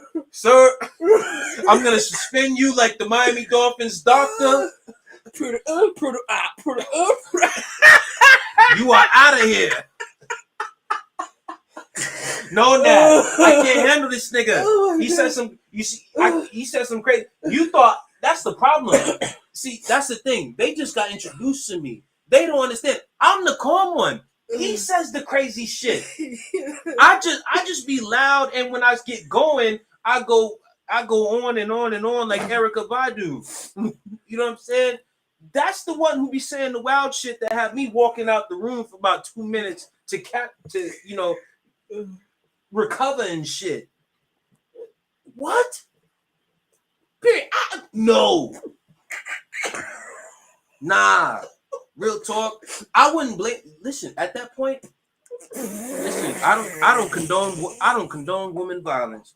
But if a man went down there and did that and didn't know, if I hear they put them locked somewhere in a room for about a couple of days. So you say you never had a massacre? You never ran unexpected? Unexpected. No, not on your face, but you never ran a red light. You never had a massacre. Of course I have. Okay, of course I have. But not unexpectedly. You've never. I at least know and then choose to make the decision You never to do it. You never was like, oh my God, like yo, you was so wet right now. Next thing you know, you get up and oh my God, massacre. Never. You've never had a massacre on you. Never. Wow. Because listen, Lord, because I would know if I had that. Because Lord knows if I'm doing that and you didn't fucking tell me, and I put. Like, hey yo, what the fuck? Massacre. Nah, fuck a massacre. It's Halloween. Like, fuck yo, that. Fellas, if you've never had a massacre, right, go get it. It's Halloween. It's a couple of days away. Month of October, it's massacre month. You go get yourself, run your red lights, go get yourself a massacre, get yourself a Bloody Mary, come up with the period of face. Listen, D. Listen. I've ran multiple red lights in my lifetime. But I knew what I was doing before it happened. That's what you call I'm not linking up with nobody and getting hit with this shit when it's done. That's why it's like that's why it's called a massacre, because you don't know as well. You talk about blowing an entire high. Like, you understand, like this happened to me at a party, right? We went to the bathroom and I came back and I had one of the white tees on. And next thing you know, my boy's looking at me like, yo, what happened to you? Like, you, and he even like, you just had a mask. And I was like, oh, yeah, my stuff. I know you. Wait. Natalie's like, why? You know what's funny, Natalie? You know some of these stories anyway. You've been talking to me all these years. I know you know the massacre stories. Oh, this is Nat? Yeah, it's Natty Nat. Nat. Wait, on that? Nigga. She changed the handle? Yeah, she was having issues earlier. Nat, you could notify somebody. Goddamn, what the fuck? It was even better than that you Talk were about, talking nigga, I know you. Said ninja, like motherfucker. That's one thing. You know, one thing that low-key I never understood. Like, bro, if you said ninja, bro, we already know what the fuck you really want to say. Just say it, bro. Just don't be somebody who you know. It's not cool for you to say it. Well, if you say ninja, it's like, motherfucker, I know what you want to say. Okay, so they're using alternative words. Fuck an alternative word, nigga. It's okay. Fuck that. Let people get their ninja on. People want to throw down smoke screens. Get that ninja on. What the fuck is this? Jackie Chan Adventures? Fuck out of here. Come on, man. You know it's the year of the rabbit. Stop being so Natty harsh. Nat. Ninja, I know you. Get a better name than Natty Nat. You know, I got you now. Or get your picture back on at least. Damn. And don't forget the phone lines are open. Let's see if Tears is in the call. I love you, Nat. About ninja, I know you. I know about 5 Nats. Oh, what's that again? I just heard mad disrespectful. I love Nat. Nat, you know better. You know I'm the good one.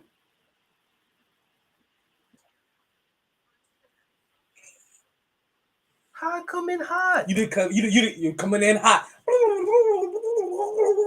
I'm coming in hot. But what did I say that came in hot? I'm saying you came in spicy. Like you came in from the Knicks take. You just came in hot. And then, B. See? It's not even October yet. It's 10-10. It's not October yet. What the fuck do I want to talk about Knicks for in September? Next week we have all the time.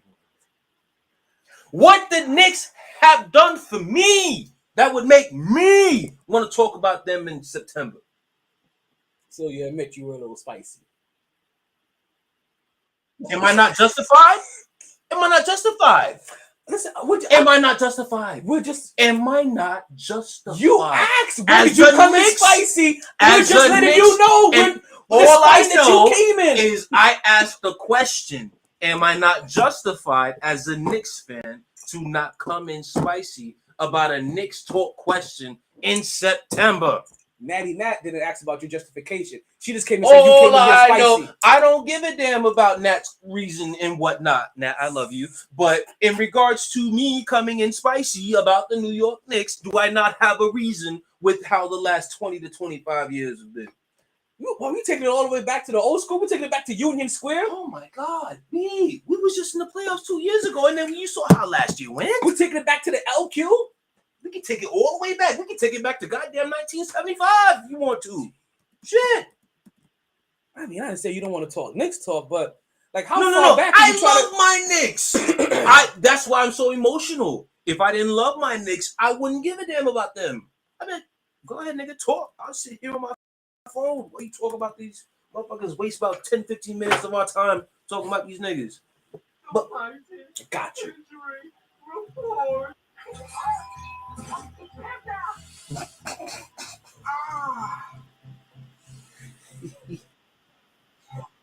There's only one injury that matters right now. We open the show for that. Well, hold on a second, but we do have a caller. We got Tiz calling up on the line. Welcome to the podcast, Tiz. Nat, I love you. He's a Knicks fan though, so he's hurt. Exactly. This is pain. This is pain. This is pain. Like it's today. Like, don't worry about my background check. I don't care how many times I missed my payments in the past. I don't care how many times I got a lot. I'm trying to get a job now. Don't worry about the background check. Don't worry about the background check. What job can you get these days without a background check? But how many jobs are you looking at? Like, yo, you don't need a background check me. I'm good for it. And niggas who say that's exactly the motherfuckers who get hit with the background check. Listen, if I'm a CEO, you tell me that, like, oh, hey yo, make sure you run that motherfucker's background check, B. Well, please. I'm vetted. I'm good. Yo, B, run that motherfucker background check for me, please. They know me, right? He had to go out his way. He had to go out his way to tell me not to run his background check. Run that shit.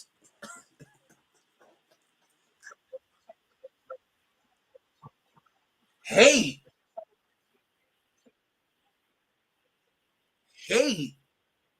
Lord have mercy. This ain't. I'm Stephen A. Smith. It's Stephen A. Smith. Trust me. If I was Stephen A. Smith, I would come in here shitting on the Cowboys, and I can't stand those motherfuckers. But they're not worth my time. I wipe my ass with Dallas Cowboys. You mean the 13th ranked Dallas Cowboys behind the 1 and 2 Cincinnati Bengals? You think I give a fuck where the Dallas Cowboys rank, bro? I'm saying you brought them up. I only brought it up because I was told that I'm Stephen A. Smith.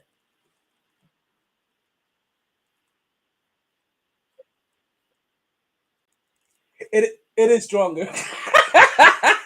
Yeah, it is stronger. It is like Stephen A's back in his teen days.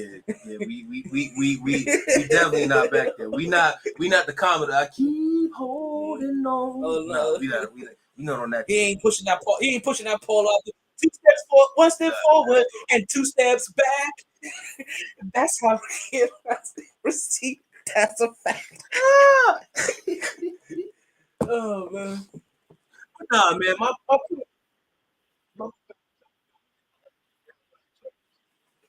heard you. But nah, my point with the Knicks, man, is, bro, you know, I just want to see consistent. I don't want to see the 1 year come out of nowhere and then the following. Trust me, that year that they had, beautiful, loved it. As soon as it was done, I was like, what y'all boys gonna do to me next year? So they had words, right? All of it. They were hungry, motivated. You know what I'm saying? I'm not a and T. You know, trust me, and T knows this. I'm not a 1 year motherfucker. You're not gonna come out 1 year and all of a sudden you arrive. That's why Cincinnati Bengals, like, week 1 again. It's not even just because it was my team. I was like, they're still the Bengals. They keep doing shit that reminded me that you're still the Cincinnati Bengals. So it's like, I mean, no. Yeah. Let's keep it on the Knicks, but I was just using that as an example.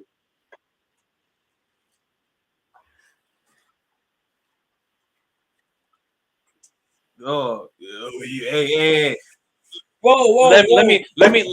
Let me tell you something right now. Whoa. That is one name that You know what? the motherfucker to my right does not like at all. You know what? Let me explain. Let me explain to you how bad it is. This motherfucker, Reggie Miller, could be calling the game on TNT and he mutes the television because he can't stand that guy. That's how bad it is for talent over here. Me, I don't have that type of hatred in my heart because I'm not that type of guy. I spread love. I give love. See, so now you can automatically take me off that Stephen A. nonsense that you were trying to tell me when it came to my Knicks. I know you are. I just love to give it back. Well, since we mentioned the name that shall not be named, we're officially done talking Knicks for today. You want to kill Knicks talk? You bring him up. Tears, you did it. It wasn't even me. It was you. You did it. You didn't even know it. You want the pop award? No. Give him a piece of poo award. you want the You'll give him a piece of poo award. Oh, listen, that's you brought up Reggie Miller. If there's a name that could trigger very deep emotions out of talent. Listen, man, that is the one.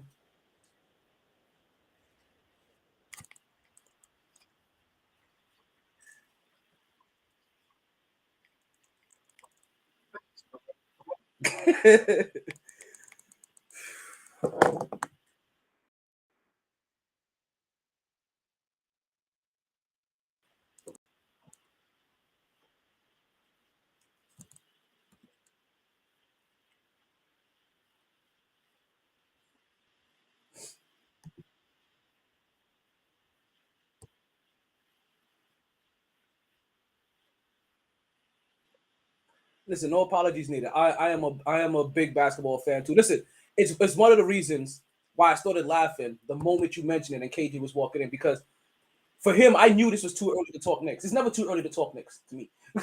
It honestly is never too early to talk Knicks. You understand? Because I watched media day. I was there watching media day. I watched all of it. I took away the key words. I made sure I wrote down all of the key words that every single player was that they had for the theme for this team, or what they thought that this team was going to represent.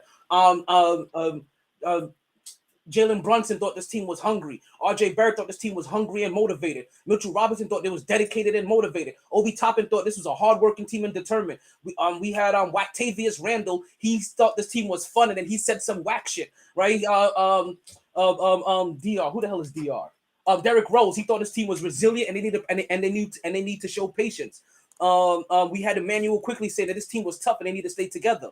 And then I learned that eventually that Evan Fournier was on the team. So I took down all of it because what the theme really was is that it popped up a couple of times, right? They were determined to make the playoffs. They were motivated to make the playoffs. They were hungry to make the playoffs. That's what kept on coming up. So them not making the playoffs last year, that left a very bad taste in their mouth. That did not sit well with these young Knicks. And we know how Tom Thibodeau is. Well, like Tom Thibodeau is a warmonger. Like, so if you ever talk about Master trying to work me, got me out his way, like that's Tom Thibodeau. But media always gives him a hard time. When you hear people like RJ Barrett talk, who's the person that we probably care about the most when we talk about this young squad. He likes Tom Thibodeau. He wants to be coached up by Tom Thibodeau. He likes the fact that Tom Thibodeau was on him. That's how he wants to be treated. That's how he wants to be coached.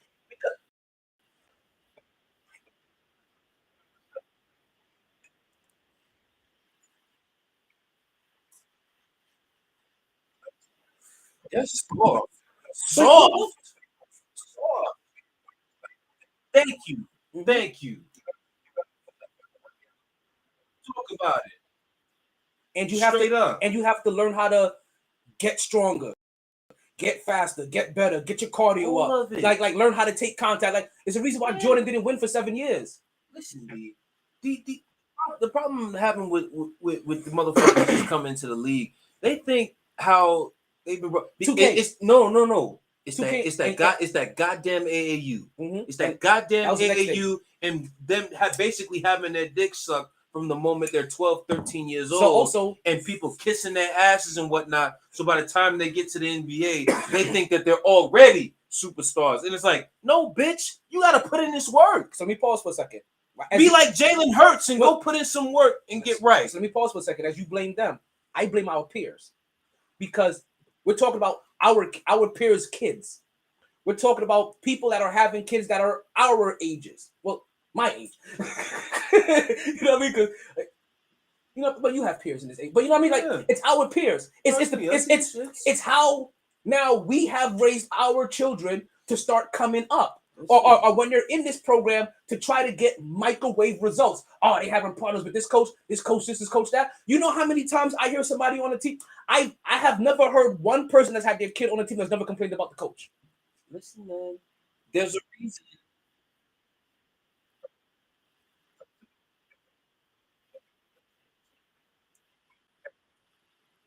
First 3 years.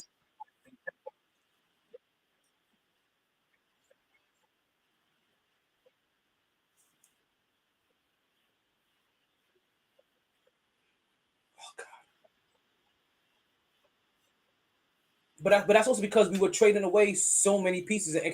Listen, I'm gonna tell you guys. If you guys have not watched the Legacy docu-series on Hulu, go watch it. I have realized that the Lakers and Jerry Buss is 100% responsible for the dynamics and the way the NBA is presented and the way and the way owners treat their teams. That microwave. Oh no, if this ain't work within a year or two, we got to get this out of here. Especially as a Knicks fan. The reason why it works like that because we seen Jerry Buss. We know that's how he did it. The halftime show, the Lakers girl.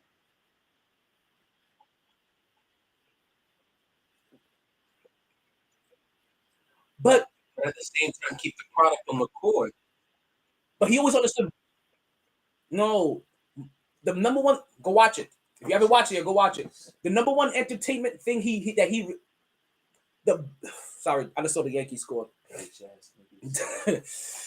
I'm about to recover from this for a second. You guys bear with me. The biggest entertainment thing that he knew was out there was winning and winning championships. He don't care how entertainment you want on the floor. He's always had an entertainment team. Showtime, Magic's Lakers were entertainment. Nick Van Ankle's Lakers were entertainment. Nick Van Exel was entertainment. Kobe and Shaq was entertainment. LeBron James and them are entertainment.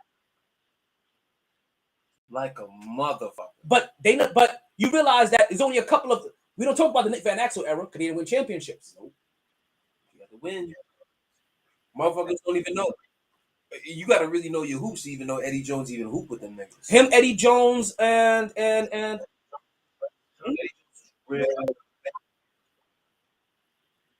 was just young. Remember, that's when Magic coached the team.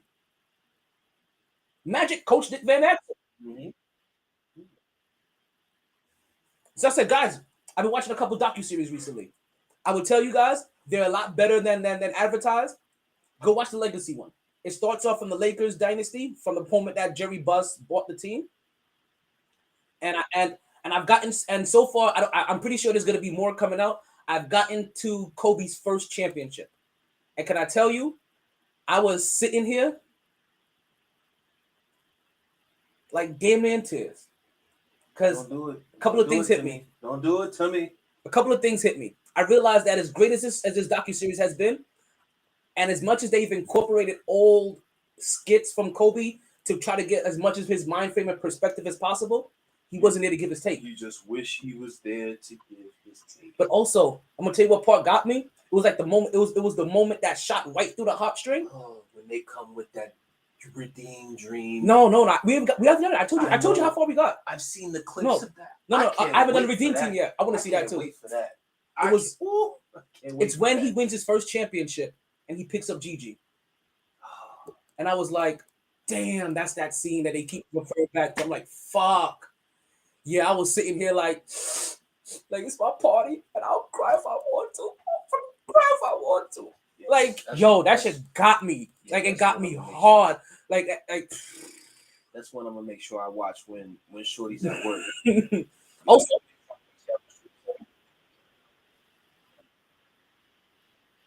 of course, I have not. That is my next one after I watch the Derek Jeter joint.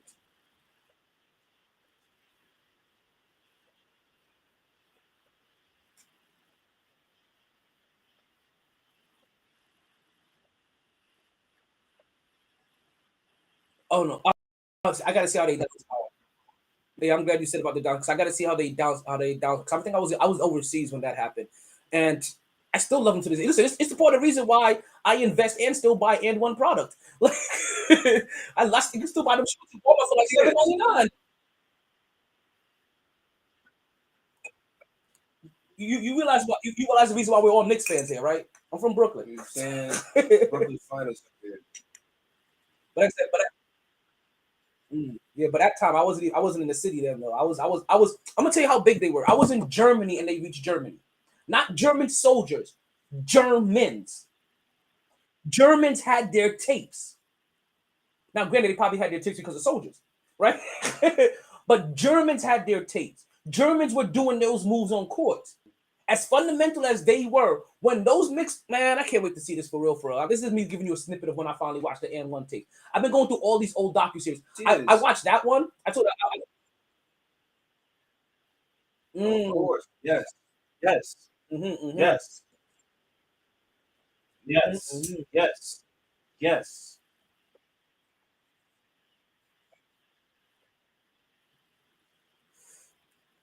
Like I remember going into the gym and trying those moves. Listen, I still remember the person I used to when we used to play one-on-one. I used to use them on the most. Sean Bruce to go. Like he was my guinea pig. Anytime you want to play me one-on-one, I'm like, ooh, this is. I could try this move. I've been practicing. He'll be the. I love you, Bruce, but still, I used to use your ass on the court. This is funny. I was just having dreams about those moves too. Like I wonder if I have any of those muscle memories in there anymore. Fuck around and pull a hamstring trying to stretch somewhere. Yeah. This is how it went down. Pitch. Yeah, that's how we lost that game. Wow, pitch.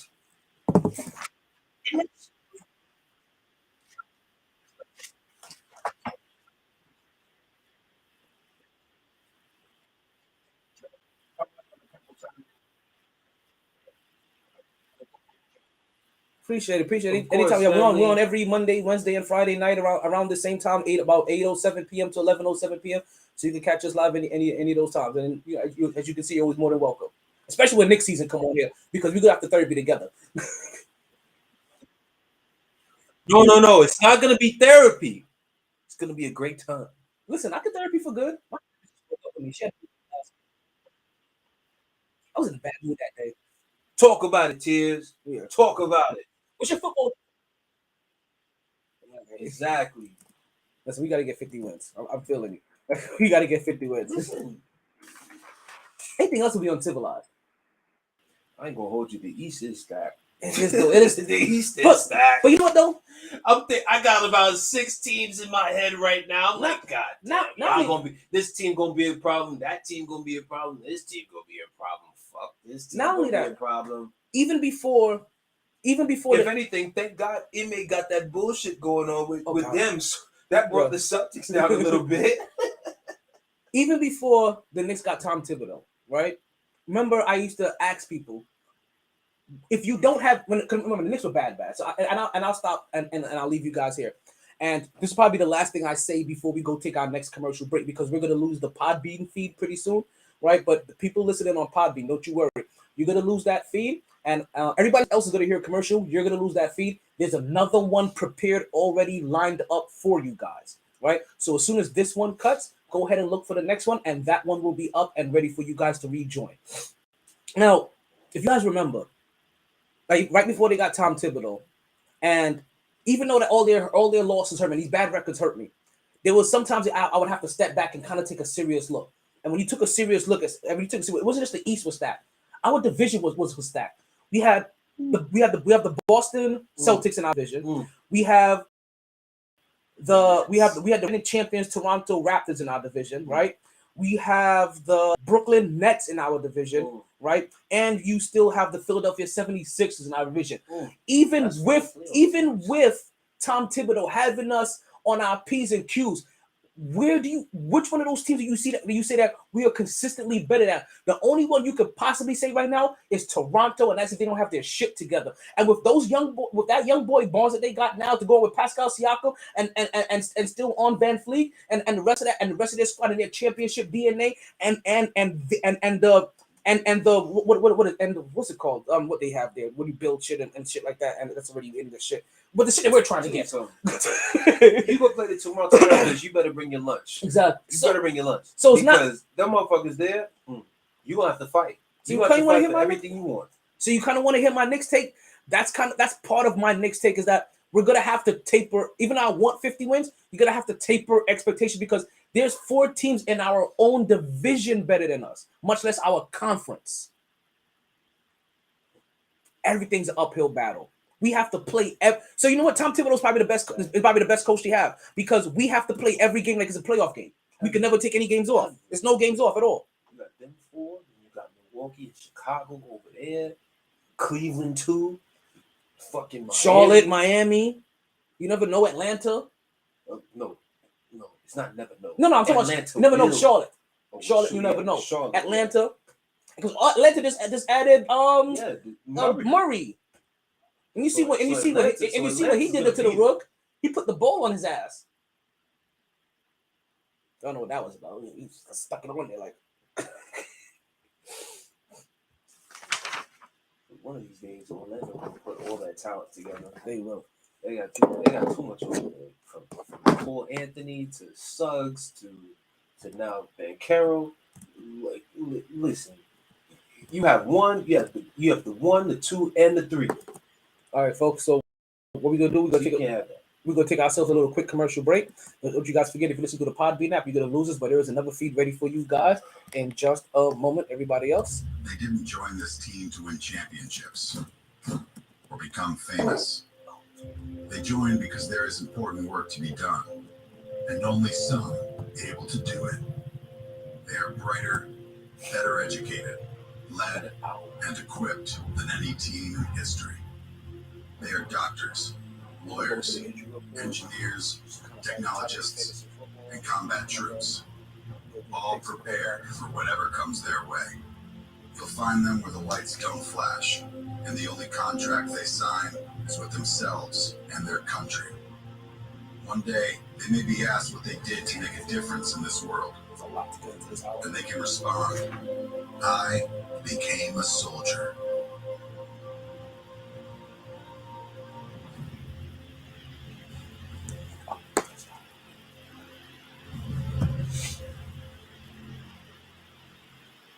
And we are back with the Mighty Sports Podcast. I'm your host, the one on Untitled Chapter. I'm with my co-host KJ, the Quiet Storm, and we are back. This is track 464. Thank you guys for being with us wherever you may be listening at. Don't forget, you guys, wherever you listen at, don't forget to like, share, and follow. And also make sure you subscribe as well. That way you can hit that little bing bong every time that we go on. All right, let's go ahead and get back into the football real quick. I think we've done the baseball thing and gone left field enough. Right? Shout out to number 700. That's right. I know he's probably got more than that now, but I don't think I ever gave him his roses for 700 yet. Let's get into a little The MyT fantasy football tips. Not winning tips, just tips. Just the tip. Just the tip. He's missing Just the tip. Let's just say what I want involves much more than just the tips. Just the tips. What I want is much more than just the tips. I went for the raffle. Like, man, I'm in the lab. Mixed with a little bit of The MyT injury report. I ain't gonna lie. This reminds me of some like Jason shit. That motherfucker just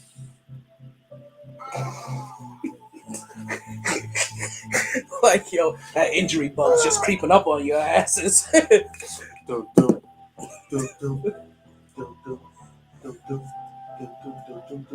Cornerback Xavier Rhodes, he goes out for the Bills. And it's kind of what I told you guys with Tua, right? Was that if there was any nobody believed, I said maybe somebody believed, right? Most people did not believe that Tua was out with a back injury. Yeah. And if you did have a back injury, whether it was your back or your head, Cincinnati was going to test it. You know that's going to happen. Your opponent's going to test your injury. The same way that Miami kept on going after Xavier Rhodes because he's the cornerback, right? Oh, sorry, that's a whole different game, right? Wait, that was another game. That was last week, right? But the same way they kept on going after Xavier Rhodes because he's the injured cornerback until he had to be pulled out of the game. This is the same thing that happens on the other end. They're gonna test you. That tackle wasn't a horrific tackle. They didn't pick him up and body slam him. They didn't rock bottom him. He twirled his ass to the ground. I think that Tua had a I think Tua may have had a concussion before this. Not before this week. Not before last. I think before last week he had a concussion. I don't think that hit was that bad to give him a concussion. I also think he may have had a concussion before this.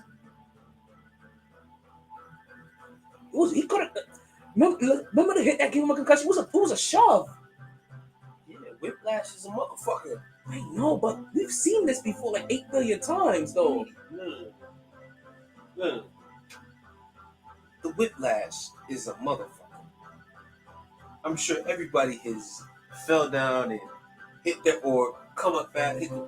Dog, to be falling and then all the way he fell both times, all I'm gonna say is, for one, you need to learn how to fall. You need to learn how to fall, or you need to learn how to give up on a play. You need to learn how to throw in the towel. Especially the second one. The second one was so preventable. Like, dog, live to fight another day. Before you RG3 Live yourself out the to league. fight another day, man. You are not 6'5", 230. Live to fight another day, man. Shit. But that back shit that you were talking about, okay, cool, it's your back. For you to stumble like that, that would mean spinal. So even then, Mike you Tyson still shouldn't have been out there. Word. Regardless. Yeah, they had him out there set tripping. Like, what is that? Is that cripple blood? Whatever it is, discombobulated. So not only is 2 out, right? But like I said, cornerback Xavier Rhodes is out for the Bills. So these are things that you may have to worry about. If you have the Bills defense, you may want to wonder about them depending on what team that they're playing. Especially since like their defense is maybe kind of suspect already, right? Running back DeAndre Smith for the Detroit Lions, he's out. So you may if you have him, you may want to sub him out as well. You have running back David Montgomery for Chicago. He's questionable as well. So you may want to keep an eye on him to see if he's going to be available. Dak Prescott is still out, so folks, don't have him in your lineup, ladies. Matt Jones, he is out for the New England Patriots. I don't know many people that would have Matt Jones, but if you have Matt Jones, I expect you treat him like that and get him out of there. Christian McCaffrey is gritty for you. Christian, no white gritty. Yo, their gritties be looking. No, I ain't gonna lie. People gonna get off Mac Jones's gritty. I've seen worse than that. He for a white boy, he got flavored on that gritty. Christian McCaffrey, he's still questionable for the Carolina Panthers. So Christian McCaffrey been questionable since 2016. So give it a rest. So keep an eye on him as well. Now, folks, we have no Alvin Kamara. He's questionable for the New Orleans Saints. Also, for the New Orleans Saints, we have Jameis Winston out. We have Jameis Winston out as questionable as well. Also, for back out throwing interceptions. Also, for the New Orleans Saints, we have Mike Thomas out. So, guys, he got tired of Jameis's interceptions. Just don't pick New Orleans this week. Yeah, leave all of them Saints niggas alone. Except Taysom Hill, possibly. For real, he may be the only one. He may be throwing passes to himself. Like seriously, folks. And that is our MyT fantasy. Not only our MyT fantasy tip of the day, right? Like I said, it's just winning tips, nothing. Right, just a few tips, but also our injury report. Let's go ahead and move on. Let's get some. And if you got Lamar, start him. Start.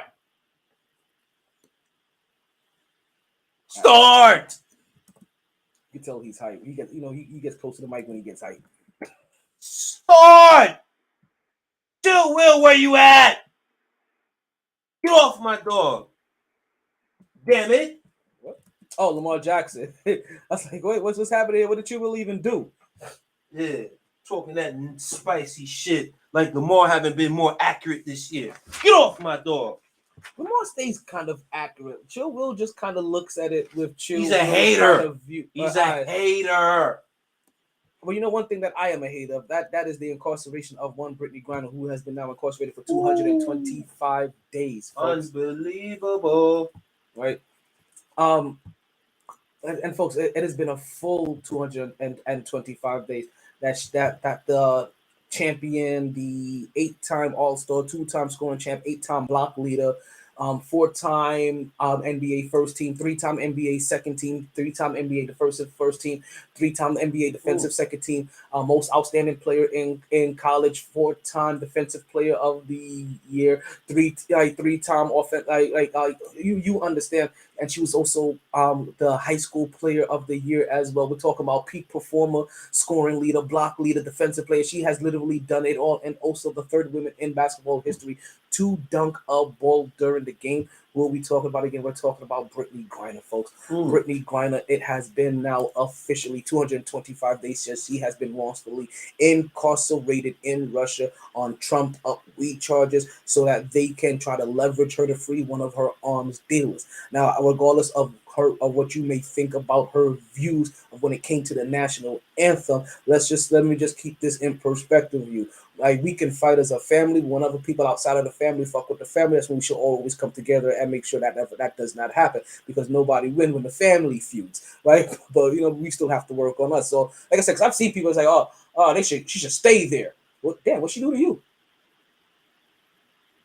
The thing that I always tend to hear is, shit, Brittany Griner wouldn't give a damn if I was arrested over in Russia on drugs. Well, weed. That's because you don't. That's Brittany Griner doesn't know about you. But doesn't mean that you don't have compassion when you don't about people in general, especially when you hear about them. Like I said, I know about Brittany Griner. Listen, you may not know about Brittany Griner, but I've followed now Brittany Griner since about in high school. So it's been years now since I've been following the girl. It's somebody I've paid interest to. Listen, why most celebrities would not, but I guarantee you, if the roles were reversed, if you were the celebrity and Brittany Griner was the normal person, guess what would have happened? Brittany Griner might have cared if you were incarcerated in Russia. Exactly. So that's because you're a basic regular degular motherfucker. Like it's probably why the reason you're gonna stay there, because you have basic regular degular mind thoughts, and not for nothing, you're bad minded. Let's just put it that way. Ultimately, you're bad minded, because what you're doing is you're wishing ultimate harm on somebody because they may have disagreed with your view about the national anthem, or just because you personally don't know them, that you have no compassion for people that you don't know in general. It kind of means that you have a fucked up thought pattern, and you probably need to check yourself. And I'm going to call you that. It's what something we call in the islands. You're too bad minded. Yeah, bad minded. And that's the reason why your karma is probably fucked up. And you can wonder, why got good things happen to me? Because you don't even want good things to happen to people around you. It sounds like. Let's continue to move on, because we hope that Brittany Grant can hopefully get home safely. Hoping that she gets a speedy return home, as already passed that, since she has done a normal army deployment over there as ready. Fast is already out the window. She just hope she returns safely and with as minimum psychological trauma as possible. Bring my dog home. Let's go ahead and continue as we remind you guys. I want you all to remember, the change you want begins with you. Your vote matters. So don't just register to vote. Go out and vote. And begin making the change you want. As you guys should know, as you guys may not, I shouldn't say should, as you guys may or may not know, it's almost on election day is coming up again, and I know that you guys normally like to make a big uproar about the presidential election day because it happens to be the thing that's popular, and most of you guys want to be part of the popular opinion. But for a lot of the things that you guys were complaining about, and you guys were making it, we're doing a lot of online pleas to the president about this, right? Or about when people were trying to vote for the president. The actual vote that matters for the things that you wanted to get changed is actually happening right now. I mean, the president's the figurehead. And ain't a lot of things that he's doing for you in your local community, in your local state, in your local government. But those elections are about to come up right now. So those things that you want change, you might as well go start looking into them now. And I told you guys, let's see how is this the one? Is this the one? No, this isn't the one. There are some states that you really want to go look into, because there are some states that have slavery up on the docket. Yes, there are a couple of states that have slavery up on their docket. And what are the name of those states, good sir? I am looking for it because I had it written down, and I guarantee you, we need to know those states to stay far the hell away from there. Next thing you know, the state is Arkansas. Oh yeah, be my bad. Yo, son, I think I got some shit I gotta go do. I'm gonna go over to Arkansas. But then again, why would anybody need to come tell me that they're going to Arkansas? I'm like, you going to Arkansas? I'm like, nigga, why would you go there? What the hell is over there? Jeez. But yeah, there are a few states, and I really had this down somewhere. I started writing this down because I told you guys I was going to get this to you. I know it can't be Mississippi. Mississippi already in the limelight. Shout out to Brett Favre, bitch ass nigga. Oh God, he's right now. Brett Favre, he's a piece of poo. He really is. Filthy animal. Disgusting motherfucker. Damn it! Where did I put that? Out of mercy. You know what? I'll never forget them shit, baby. Don't worry, we'll find this and we'll make sure that we get this guy fixed. I don't want to waste any more time. Oh, that mercy. Because we still have. What are those? Pass me those papers up there. This one? Those, yeah. Let's see. Wait, if it may have it on it. Let's see. I doubt it. No, these are mixes that are potentially in the working. What about those ones that no? I know. Actually, I know that those on it. Ah, you know what? Never mind. I think I know where it's at. Nope, that's the AFC. Damn it. It's not right there either. And I know it's not in that one. Kyler contract. That's some old stuff. But you see what be on the mind, on the brain. Don't fold Kyler, please. Every L, they're gonna be looking at you for did you study enough this week? Let's go ahead and get into some of these picks, right? Because we are going into officially. Record this week so far. What's that? trying to remember if they won last week or lost. Who? Oh man, the Rams bust that up. Ooh, Kyler! They saying you not studying. Alrighty, so let's get into our first game of the week. Read the defense. We have the Minnesota Vikings. We get into our picks. You know how long these picks take. Minnesota Vikings. As soon as you said that, Let's get as soon as you said Minnesota Vikings versus the New Orleans Saints. damn. I was like, I should let you keep talking your shit. But I was like, I'm gonna think this was better.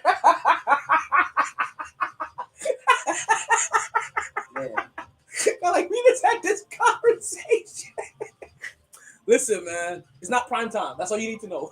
It's not prime time. It technically is prime time because it's the only motherfucking game. Oh, it's the London game. It's the London game. Ooh, but the Saints. That makes things different. All those motherfuckers missing. This would be classic Kirk, not my. You know what? I'm purposely picking Minnesota because I want to see if he gonna make me look dumb. And oh god, you never pick them again the rest of the season. Oh my god! But yeah, we got motherfuckers having the nerve to pick Kirk Cousins as their MVP and whatnot.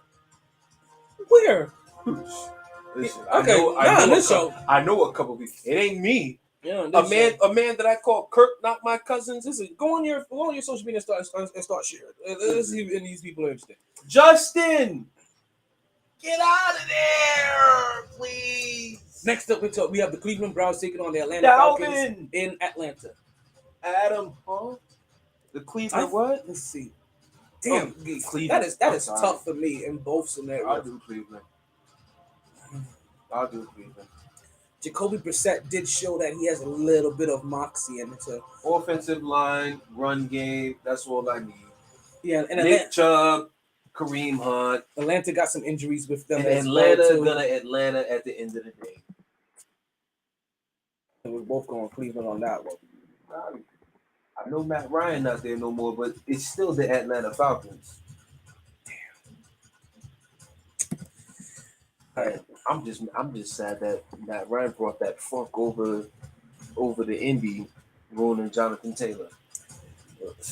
Listen, man, I'm just glad that so basically from that you can already tell who I'm picking for whoever they. I think they play Tennessee this week, but we'll get to that shit. Yeah, it's the fact that after this he probably gonna be done too, because they're gonna say no choice. Because if you can't, because that's one of those teams that it's set. Yeah, it's like Russell Wilson in Denver. Like you need to do better, way better, especially the other motherfuckers. Because you're looking like, hey, we could have kept Chase Young in here or whatever quarterback. Wasn't Chase Young on that team at one point in time? For who? Which Denver. Team? Denver? No, Drew Lock, Travis. I mean, they had a revolving door of motherfuckers over there, but still, it's like get it together. We just gave you 200. We just gave you a core. We gave you over $250,000. $250,000, and my offense looking like this? No. But then again, I'm down on Russell Wilson right now, B. I am, because the problem is his funk is really starting from years ago. Is really starting to come to life. He puts on this fake persona like he's a team guy. He's not a team guy. He's not a team guy. I'm sorry. If he was a team guy, Legion of Boom and all those niggas that he had them success with earlier would not talk about him or act about him the way that they act. That is true. But the problem is, you think, damn, where's it coming from? I'm like, motherfuckers want to keep blaming Pete Carroll about that play at the Super Bowl. It's like, you see how Russ move and how things have evolved. It's like, there's a good chance, not even good chance, chance is almost likely that wasn't even Pete Carroll's call. That was Russell Wilson who just said, fuck that, I'm throwing this shit. And then Pete Carroll just we got to find out. But I think it's always the been the way this shit has been moving. Because if it was the other way around, Richard Sherman, and then we have accepted it. Baldwin, and all them niggas would not be still loving Pete Carroll the way they love Pete Carroll. Bro, you mentioned Russell Wilson to them niggas. They spit on his name. Richard Sherman posts troll shit on Twitter about him. A guy that he fought battles with for years. A play like that, if you're gonna change it, you better make sure you come through. But the problem is it's the phony shit too. It's like you change you trying to make shit about you, let Russ cook and shit years later too. But you want all that stuff, you're not even coming through. And that's the thing about and this is what I said. When want people all that stuff and you're not even coming when through. people want the Peyton Manning treatment, okay, you have to and granted, there's no problem giving it to you. He's you at a just gotta point. make sure you come through. He's at a point now where he should be veteran enough to get the Peyton, and that's should get the Peyton. And he talks like he wants the Peyton Manning treatment. Like I said, I don't believe that quarterback year 3 should get that Peyton Manning treatment where they just get a loose go of the whole entire offense. Some people aren't ready for that. Listen. There's 2 motherfuckers. One off the top of my head, I know. I'm forgetting the other one, but actually no, I remember both. What am I talking about? All I know is right now, when it comes to quarterback play, productivity, and development and whatnot, actually there's 3. Hurts, Lamar, and Josh Allen have completely deaded that shit for all quarterbacks going forward now. Like, you have no excuses. None. Because if anyone could tell me that Allen was going to turn into what he's turned into, no way. Not this. Okay. That's still 3 out of 75 quarterbacks has been cycled through the system. Talon, let me tell you why I mentioned that. Because I've heard you say stuff like this too, where 2 or 1 people have knocked that excuse for such and such and such and such and such. You've said that. Okay. You've said that. That's what I'm saying. Said what? Say here what you said. I said. In terms of some of these quarterbacks don't get that long excuse and long passes and stuff like that. I think they set quarterbacks up by trying to make them by trying to loosen up their offense to them like they're Peyton Manning, and say like, okay, now here goes the whole entire offense. Here goes the whole entire control up. Here goes the entire playbook and whole entire control of the offense. Open this up. Here you go. Now go play. And I still think some of them are learning in year 3. But they will be better off if they were coached properly. But also because they may be because they could be that person in year 6. One thing that I've also really like become glaring, and it's crazy how this became that glaring to me. There's a lot of motherfuckers who really do not put the time in to become better, and there's others who really do put in that time to become better. Not everybody's Peyton Manning. No. Peyton Manning had a different mind. Like you know what was funny? We can see it during the Peyton cast. Like how he runs off. You don't even need to go, Peyton. You don't even need to go that far. Okay. Josh Allen alone. Lamar Jackson alone. Jalen Hurts alone. You telling me there's year after year from all those guys, you haven't seen major difference from how each one looks year to year. Oh yeah. It's night and day. Okay, so these are the elite in the RPO. It's not even just RPO. What I'm saying is, watch when they first get in this league. We're not even talking like all these guys are in year 6, year 7. Most of them, two of them just got. Well, one of them is trying to get into. Listen. One of them is trying to get to that big payday. He's betting on himself. Another one a year ago just got to the payday. The other one, he's still trying to prove him. He's in the prove it year to his own team that he's worthy of the big payday. But it's clear as day that those 3 dudes, granted, yes, the organization has to have success on not being stubborn and willing to be open to adapt to what works for you. But here's where the caveat comes into. That's what I'm saying. Here's where the caveat comes into. Okay. All those organizations did that for them for a year, and they still needed to go and put in work. But you can tell that after that year of them putting that trust in those guys, the following year it's like, oh shit. Especially Allen and Hurts. Granted, it's only 3 games on Hurts, but you can clearly see it's like, who's this dude playing quarterback right now? I've seen you play before.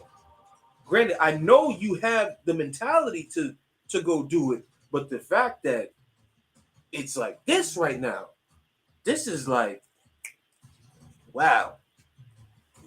Like, salute to him, salute to Lamar, because he's definitely gotten more accurate in terms of ball placement and whatnot. I just hope it continues so I can stuff it all in Chill Will's face. And Josh Allen, man, listen, I don't even need to go there. Him right now, if someone came to my face and told me he's the best quarterback in the league, you're not getting no fight from me right now when it comes to him. I just said, you're still talking about 3 quarterbacks that had an elite physical attribute over their opponents. That's one, right? Let me finish. All right, you're talking about 3 quarterbacks that had an elite physical attribute, one elite physical attribute over all of their opponents, right? Those 3 names that you specifically brought in, their team did the right thing by building the offense around their abilities. Not, hey, let me just go ahead and open this up to you and just fit you in some box and be like, oh, just because you're in year 3, I am opening this up to you. And you have no weapons, you've had a bad offensive line. No, they opened this up to these teams and they made sure these guys all, except for Lamar Jackson. And even Lamar Jackson's team has been built around him from the running aspect of it. They just haven't been able to find him vertical talent. That's been Baltimore's number 1 thing. And what are you shaking your head about? Because you're missing what I'm really saying. You've missed what I've been saying. No. What I'm really saying is salute to those guys for putting in the real work to becoming a better quarterback in the National Football League. That's what I'm getting at. I don't think some teams. No. I don't want to blame some guys for not putting in work, though. No, I think they are putting in work. I think some of them are victims of organizational malpractice. I will. I understand that fully, but some of them just suck. No.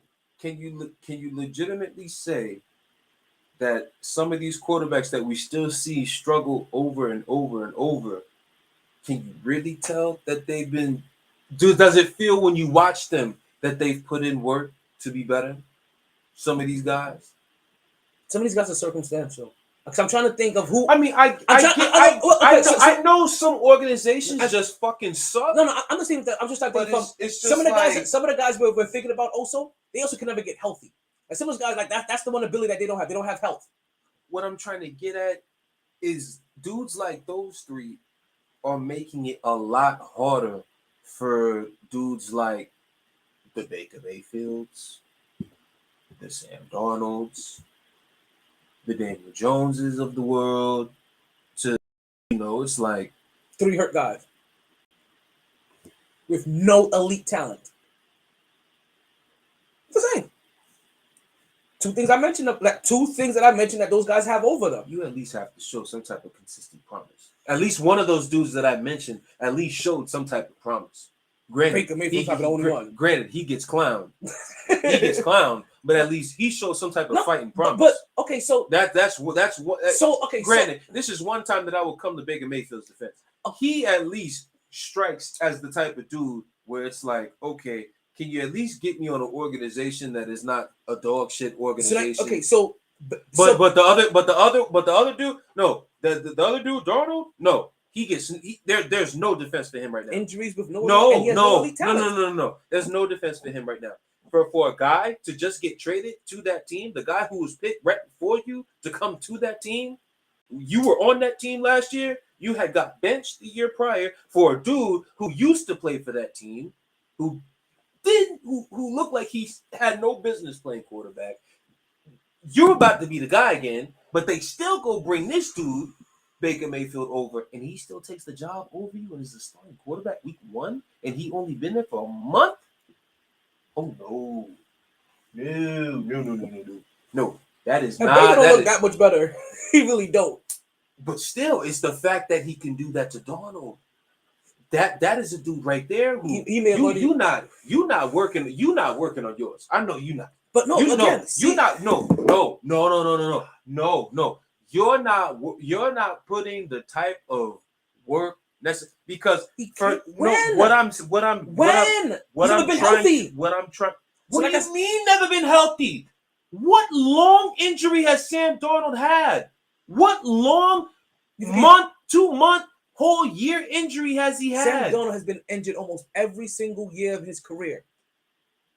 List the injuries. From being out with mono. Get out of here with that. Get out of here with that. He lost 40 pounds and was out for like 2 months.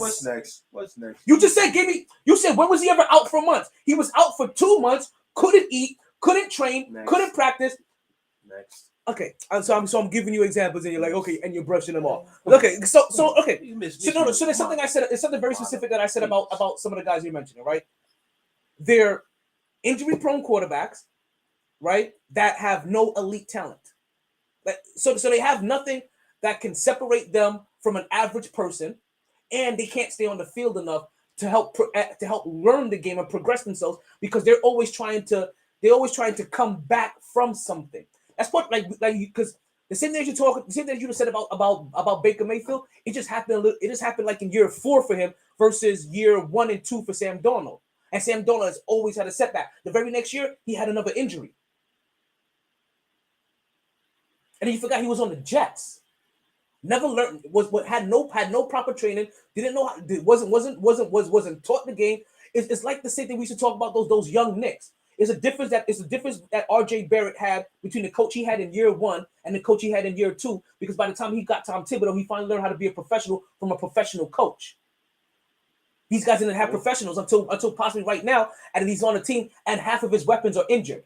All I'm saying to you is, guys, like Baker Mayfield has more experience. To you, they're all the same guys guy. Like Josh Allen, Jalen Hurts, and Lamar Jackson are making it tougher for some of these dudes not producing within the first 3-4 years. They're making it tougher.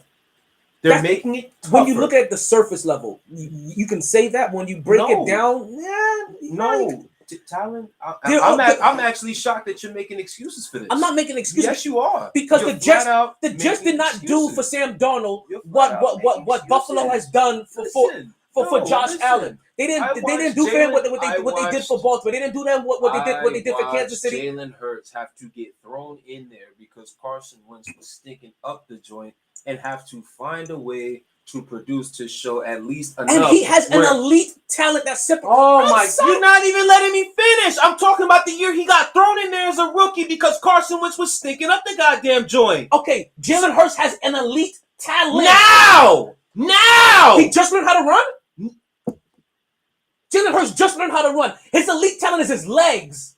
So Sam Darnold didn't have legs. No, really, he has no damn legs. No, rewind and find his 40-yard touchdown runs, his 50-yard touchdown runs. Find it. Who? Find it. Who you talking about? Are you serious? Who you talking about? Sam Darnold? 50-yard run in the NFL? He has no NFL legs. He has no NFL speed. Right. You talking about his college runs? All right. Show me a a Sam Darnold 50-yard run. Who are you talking about? You talking about Daniel Jones when he fell on his face? That dude is not athletic. I'm sorry. He has no elite talent. You're telling me he has the same legs that Jalen Hurts has? You telling me he has the same speed that Lamar Jackson has? You telling me he has the same size that Josh Allen has in Buffalo? I'm sorry. Slow. Missed tackle. Slow. I'm sorry. Where's athleticism? I saw a 46-yard touchdown. Whatever, P. Come on, I saw man. a 46-yard touchdown. You saw the same thing from Daniel Jones. We wouldn't call Daniel Jones athletic. You He is athletic. You wouldn't call. He is athletic. He doesn't have elite speed. I'm sorry. He I didn't doesn't. say have elite. He doesn't have. Okay, you saying that's elite talent? And That's Josh elite. Allen has elite speed? Josh Allen has an elite talent. His size. When he first came into the league, he didn't. He had to get developed. Oh my God, Josh Allen came in with a big boy with a big arm. Elite talent. So when Josh Allen first came into the league, you thought he was going to be this. You thought he was going to be this. I didn't think You any thought of he was these going guys to were be elite this. except for Jalen Hurts. You thought Josh Allen was going to be what he was. I didn't think any of them was going to be this except for Jalen Hurts. You're proving my point. I literally just told you that guys like Allen, Hurts, and Jackson are making it tougher to have excuse for But these they young also quarterbacks. They also came. So Justin Fields, you're your mentioning- time is ticking. You're mentioning three. Zach Wilson, your time is ticking. Duh, we know that. But they also, Shout out to the Jacksonville Jaguars for getting a competent head coach to coach Trevor Lawrence. those guys were never ever put in winning situations. They were always set up for a bad scenario. Not just their first year, their second year, and their third year. And then they had injuries. Then you give me bad examples. Then Jalen Hurts got thrown in middle of the year And he without knowing who the fuck he was throwing to. And he has an elite talent. Carson Wentz couldn't do jack shit. He has a game-breaking talent that you can't account for. Speed. Like Lamar Jackson. Speed. He has speed. They both have it. He just has long strides. They It both has have mobility. it. That's it. They both have it. They have an elite talent. I'm sorry. Daniel Jones has no elite talents. Sam Darnold has no elite talents. Baker Mayfield has no elite talents. Kirk Cousins has no elite talents. See, you're better off using Kirk Cousins is making guys like that look bad. What's his name? Derek Carr is making guys like Sam Darnold. Those guys have an elite talent that can separate them from everybody. That's actually shameful that you're making excuses for these. I'm not. No, you're giving me bad examples. No, Because not. no, you are. No, you are. No, I'm not. You know what? No, I'm not. Because two of them three guys are still right now at this moment needing to prove themselves. Because that quote unquote elite talent that you're talking about, if they really had it, they wouldn't have to be fighting like this to prove themselves. No, because like it's still a talent. No. No. It is still a talent. Not at all. Because that other quarterback that they have quote unquote elite talent. That elite talent that you're talking about is still something that has a scarlet letter in the NFL. Quarterbacks with elite speed. You see how they still talk about Lamar Jackson? They still talk about him as if they want him to. We just heard this. They came out.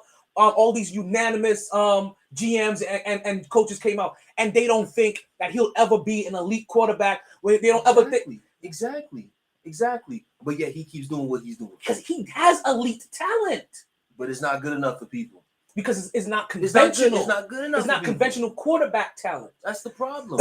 But what they are now, they are the conventional quarterbacks. Those guys that are talking, they're antiquated. These guys are the elite of the elite now. They are the elite quarterback. You see when these next three fuddy duddies or these last two fuddy duddies wash out, these guys are the elite talents. Who's left? Tom Brady and TB and GB. Those are the only two guys left. When they wash out, this is the elite of the elite in the NFL. Making excuses for them quarterbacks. I'm not making excuses. I'm just telling you, you're comparing them to guys. No, I'm not saying that their organizations are not failing them. I'm not saying that at all. But I'm saying that those dudes have also done what they need to do to look better from the quarterback position to where you can legitimately say that if shit's not getting done, at least those dudes have gotten better. At least those dudes have gotten better. So was Baker Mayfield not getting better up to his injury point?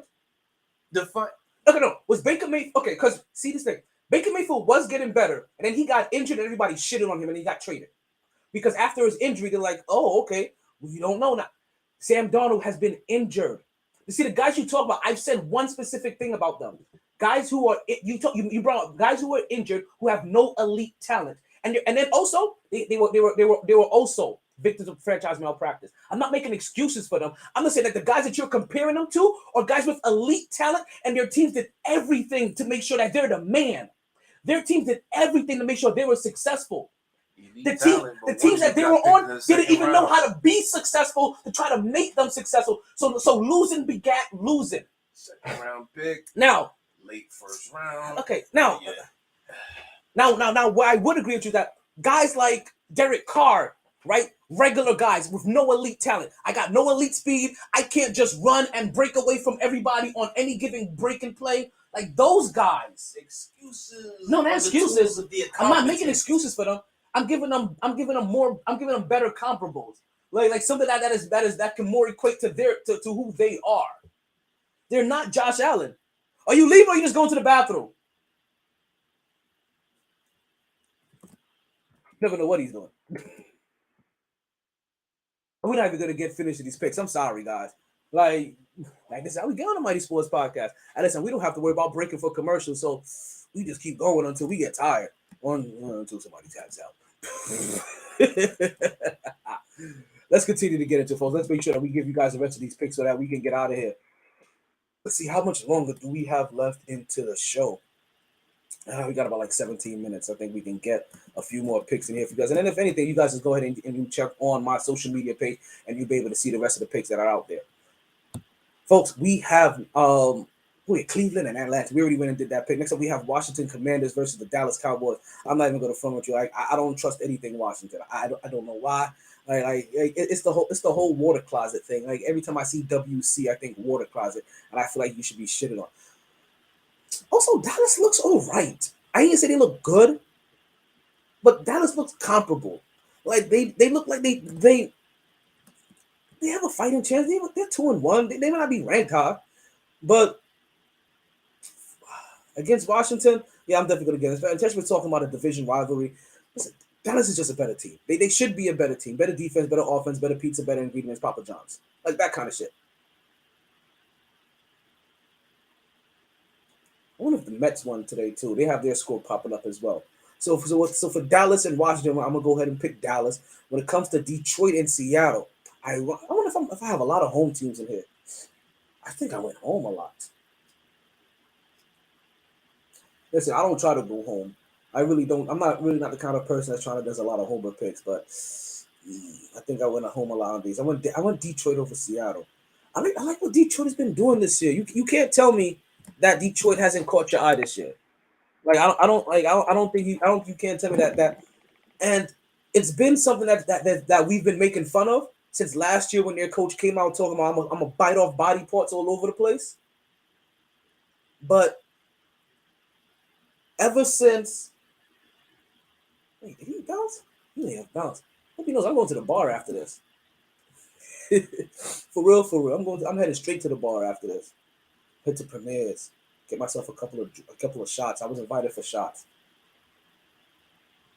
Definitely gonna go see it. And plus, I told you, I'm trying to catch up with the director of In Art We Lust 3.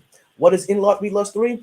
Oh, guys, I'm so glad you asked. Right, so In Art We Lust 3 is an immersive, female-driven art showcase benefiting the National Breast Cancer Foundation.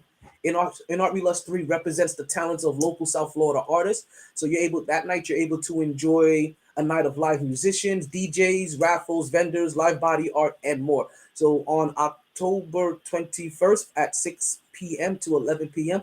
at the Coral Springs Centers at the Arts, you'll be able to meet some of South Florida's most brilliant creative minds. You'll also be able to take home some beautiful works of art also for great cause as well. And if you guys know, the Mighty Sports Podcast is having a raffle for 2 tickets to In Art We Lust 3. So every Wednesday at Sharky's from 8 to 11, you can come and join the raffle. We'll be doing a drawing until October 12th. And October 12th is also when we will be announcing the winners as well, promptly at 10 p.m. And again, that show again is on October 21st at the Coral Springs Center for the Arts. If you would like to go purchase your tickets yourselves personally, you can go purchase them at thecenterscs.com. Just use promo code ART22. All right, he's back. What are you doing after this? I'm going to Premier's. Oh hell no! I'm not going nowhere else. My house. You crazy? What? I'm going to premieres after this.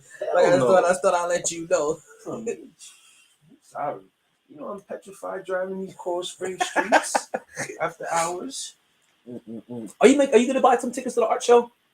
No. What? Why would I go to the art show? What? It's a great show. What's at the art show? It's an all-female art event. Define all female, like. So, I see, he wasn't here to hear all this. So we're talking about all-female artists, all-female vendor, female DJs, female director, female body art, female. Now you have my. You said female body art. Now you have my attention. Everything else was like, okay, I can see all that stuff anywhere else. And as you guys know, like, and so this is a grown folks event. This is a completely grown folks event at the Coral Springs Center of the Arts. The hell? What's going on, sis? Somebody living down there? What? Your roommate? No, over across? Downstairs. No. Carry on. So everybody just popped up on the Mighty Sports Podcast today. You coming to premieres with me after this?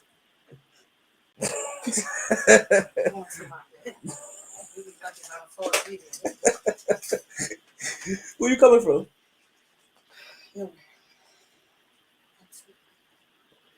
That's the sign of disappointment. Alrighty. We got 17 minutes to get the rest of this picture. Less than 17 minutes. You said that 5 minutes ago. Alrighty. So who you got between Dallas and Washington? Who cares? Dallas, I guess. If I have to. Alright. Because Washington. Detroit and Seattle. I already did these two picks on the air. So I'm trying to get you caught up to speed. I'll get the Lions. Fuck it. Yeah, I went with the Lions too. Like I don't know why. Like he's getting through to them. Seattle, they had their moment week 1 when they beat the Broncos. Yeah, the whole team wanted to beat You know them. what I'm saying? It was a team against one man. So it's like, come on now. Right. Tennessee and Indy. Where's the game played? Indy. Fuck it. Doesn't matter. Titans. Yeah. And I'm gonna tell you, I have a thing against Matty, quote unquote ice. No, because I have to pick Indy on this. I'm picking Indy. Even though I have something against Matt Ryan. I have something against what's his name Moore. Ooh. The coach? Marijuana. No, not the coach, the quarterback. That's what I said, Matt Ryan. No, Tannehill. Oh, The other Ryan. I just remember his name. You know I'm petty as fuck. Like, so you have to let that. I almost forgot he was a Dolphins quarterback. So my division. That's how much he didn't do shit for them. Listen, man. People used to talk about him a little too much for my liking down here. They were Wow. in love with Tannehill down Really? there. Yes. Oh my God, they love them some Tannehill, especially the women. Like oh, he's so sweet. He's so like. Listen, man. Like, oh, it was just annoying from everybody. I'm searching my desk. Crime scene investigator. For real. We have all these little gadgets. Yeah, I keep stuff around. Next up, we got the Chicago Bears take on the New York Giants, and New York Football Giants. I got to take the New York Giants as well, even though the Chicago Bears have a record of 2-1. Like I said, Yeah. they have a record of 2-1, but they're power ranked at like 27th, and the Giants are power ranked 22nd. Yeah, it's like that. Like we got to be seen over there, you know. Like we need light. We got light. All of it. We go for it all. We got to catch them all like Pokemon. You know what I mean? So, you said you're already going to Giants. So after this, we got the Jacksonville Jaguars taking on the Philadelphia Eagles, and I don't know why I'm hearing too much Jacksonville. I mean, they look good. They look good though, because they got things that equate to being successful. Oh, you know the biggest thing they have that equates to being successful? No urban Lions.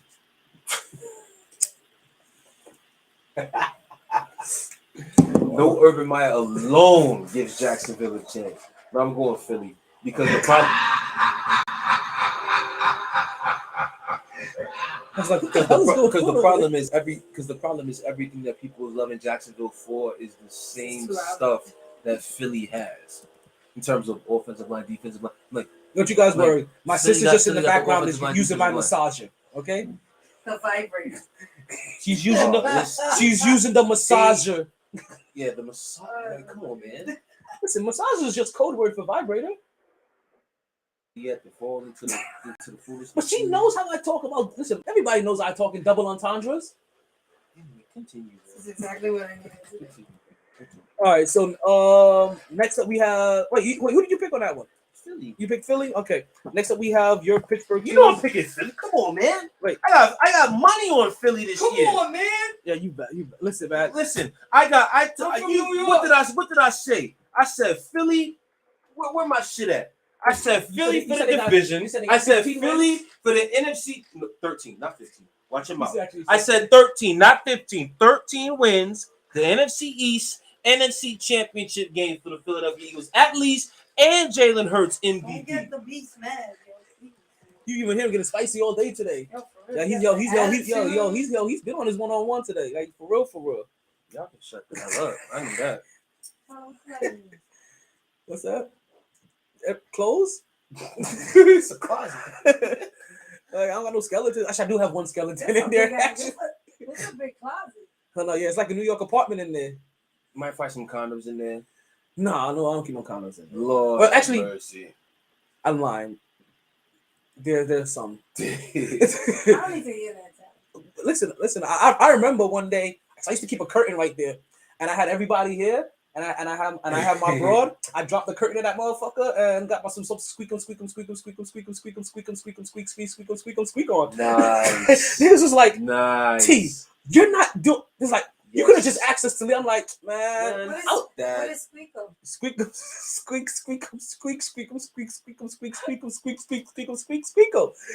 is that? The sound the bed makes when you're making love. Your bed makes squeako sound? Yes. That means you need a new bed, brother. I was gonna say, like, It's the generic sound. And plus, I used to fuck on a lot of barrack bread. okay, look, we don't want to hear. Listen, Wow. you came here. Yeah. I mean, this is how we talk. Listen, I know you just didn't pop up for no reason. Hello. Listen. You're New York. Oh, my New York Jets versus Steelers Never next. mind. I'm going Steelers as well. I wrote it down. I must be.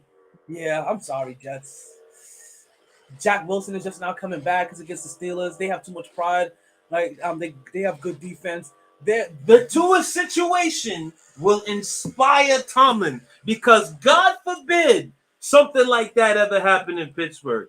Tua would never saw that field. You fucking sorry organization that you are, Miami Dolphins. Yes, I said it. I live in Florida. You're a piece of shit organization. How do you let a man come back out there looking like that?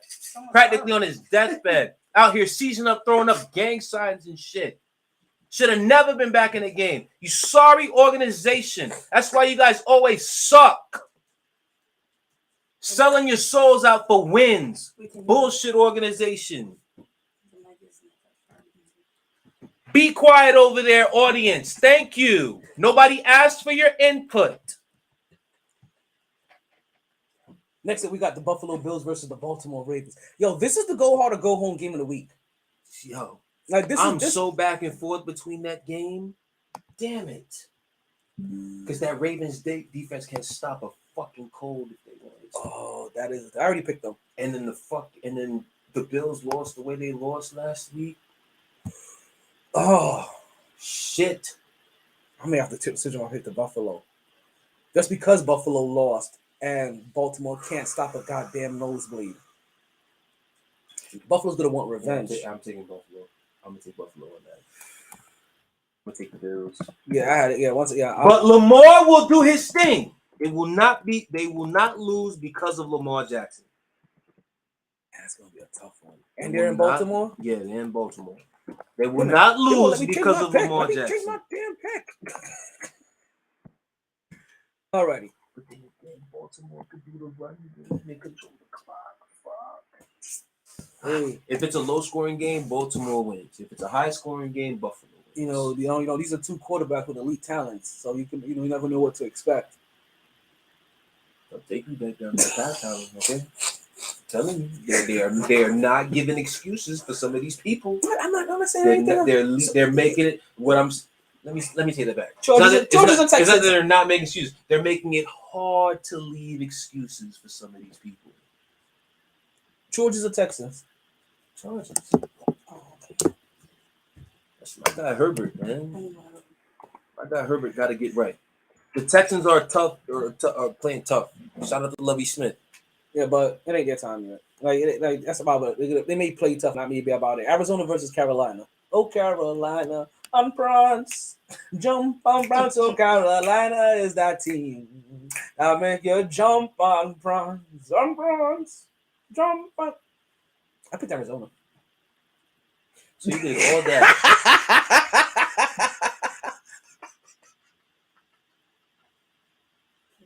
So let me get this straight, ladies and gentlemen. That shit took unnecessarily 30 seconds of our lives for him to just say he picked Arizona. Anyway, Arizona next. I can't stand this. Oh God. All right, so next up we got the brother that drives you crazy, but you love him to death. I swear to God. So we got the Cheetahs versus the Packers.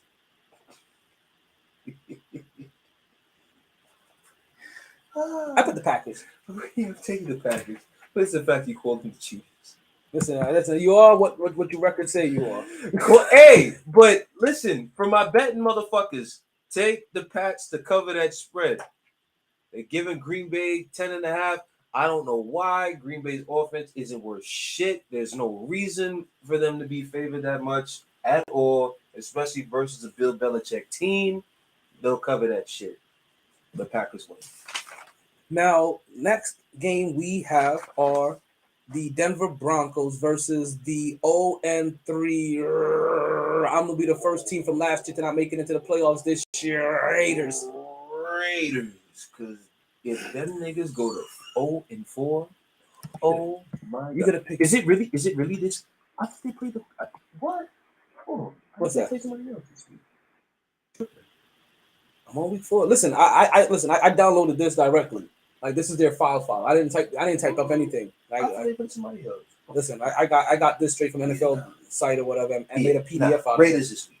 Raiders. I'm going Denver on that one. Like I'm gonna expect Russell Wilson. He's gonna have to come back. And I'm going off the simple fact that the Raiders can't fall 0-4.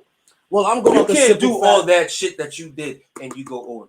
Well, I'm going off the simple fact that every single year, 6 teams from that made it to the playoffs last year has not going to make it this year, and Las Vegas is making themselves a front runner to be the first ones. And you're not wrong. So somebody got to do it. Let it be them. You're not wrong. So what I'm getting at is basically based off how the Broncos have looked so far this year. I have no reason to pick them. All right, let's get these 2 winners out the way. Kansas City and Tampa Bay. I got Kansas City. All right, while you think about that, LA Rams versus San Francisco. That's the Monday night game, and that's the last game. You're going 49ers. Now back to Kansas City versus Tampa Bay. I went San Francisco as well, folks. Shit. This may be the go hard or go home game of the week. He's going Tom Brady, folks. That is the Mighty Sports Podcast. I'm your host, Untitled Chapter. This is my co-host, KJ the Quiet Storm. And we are out here.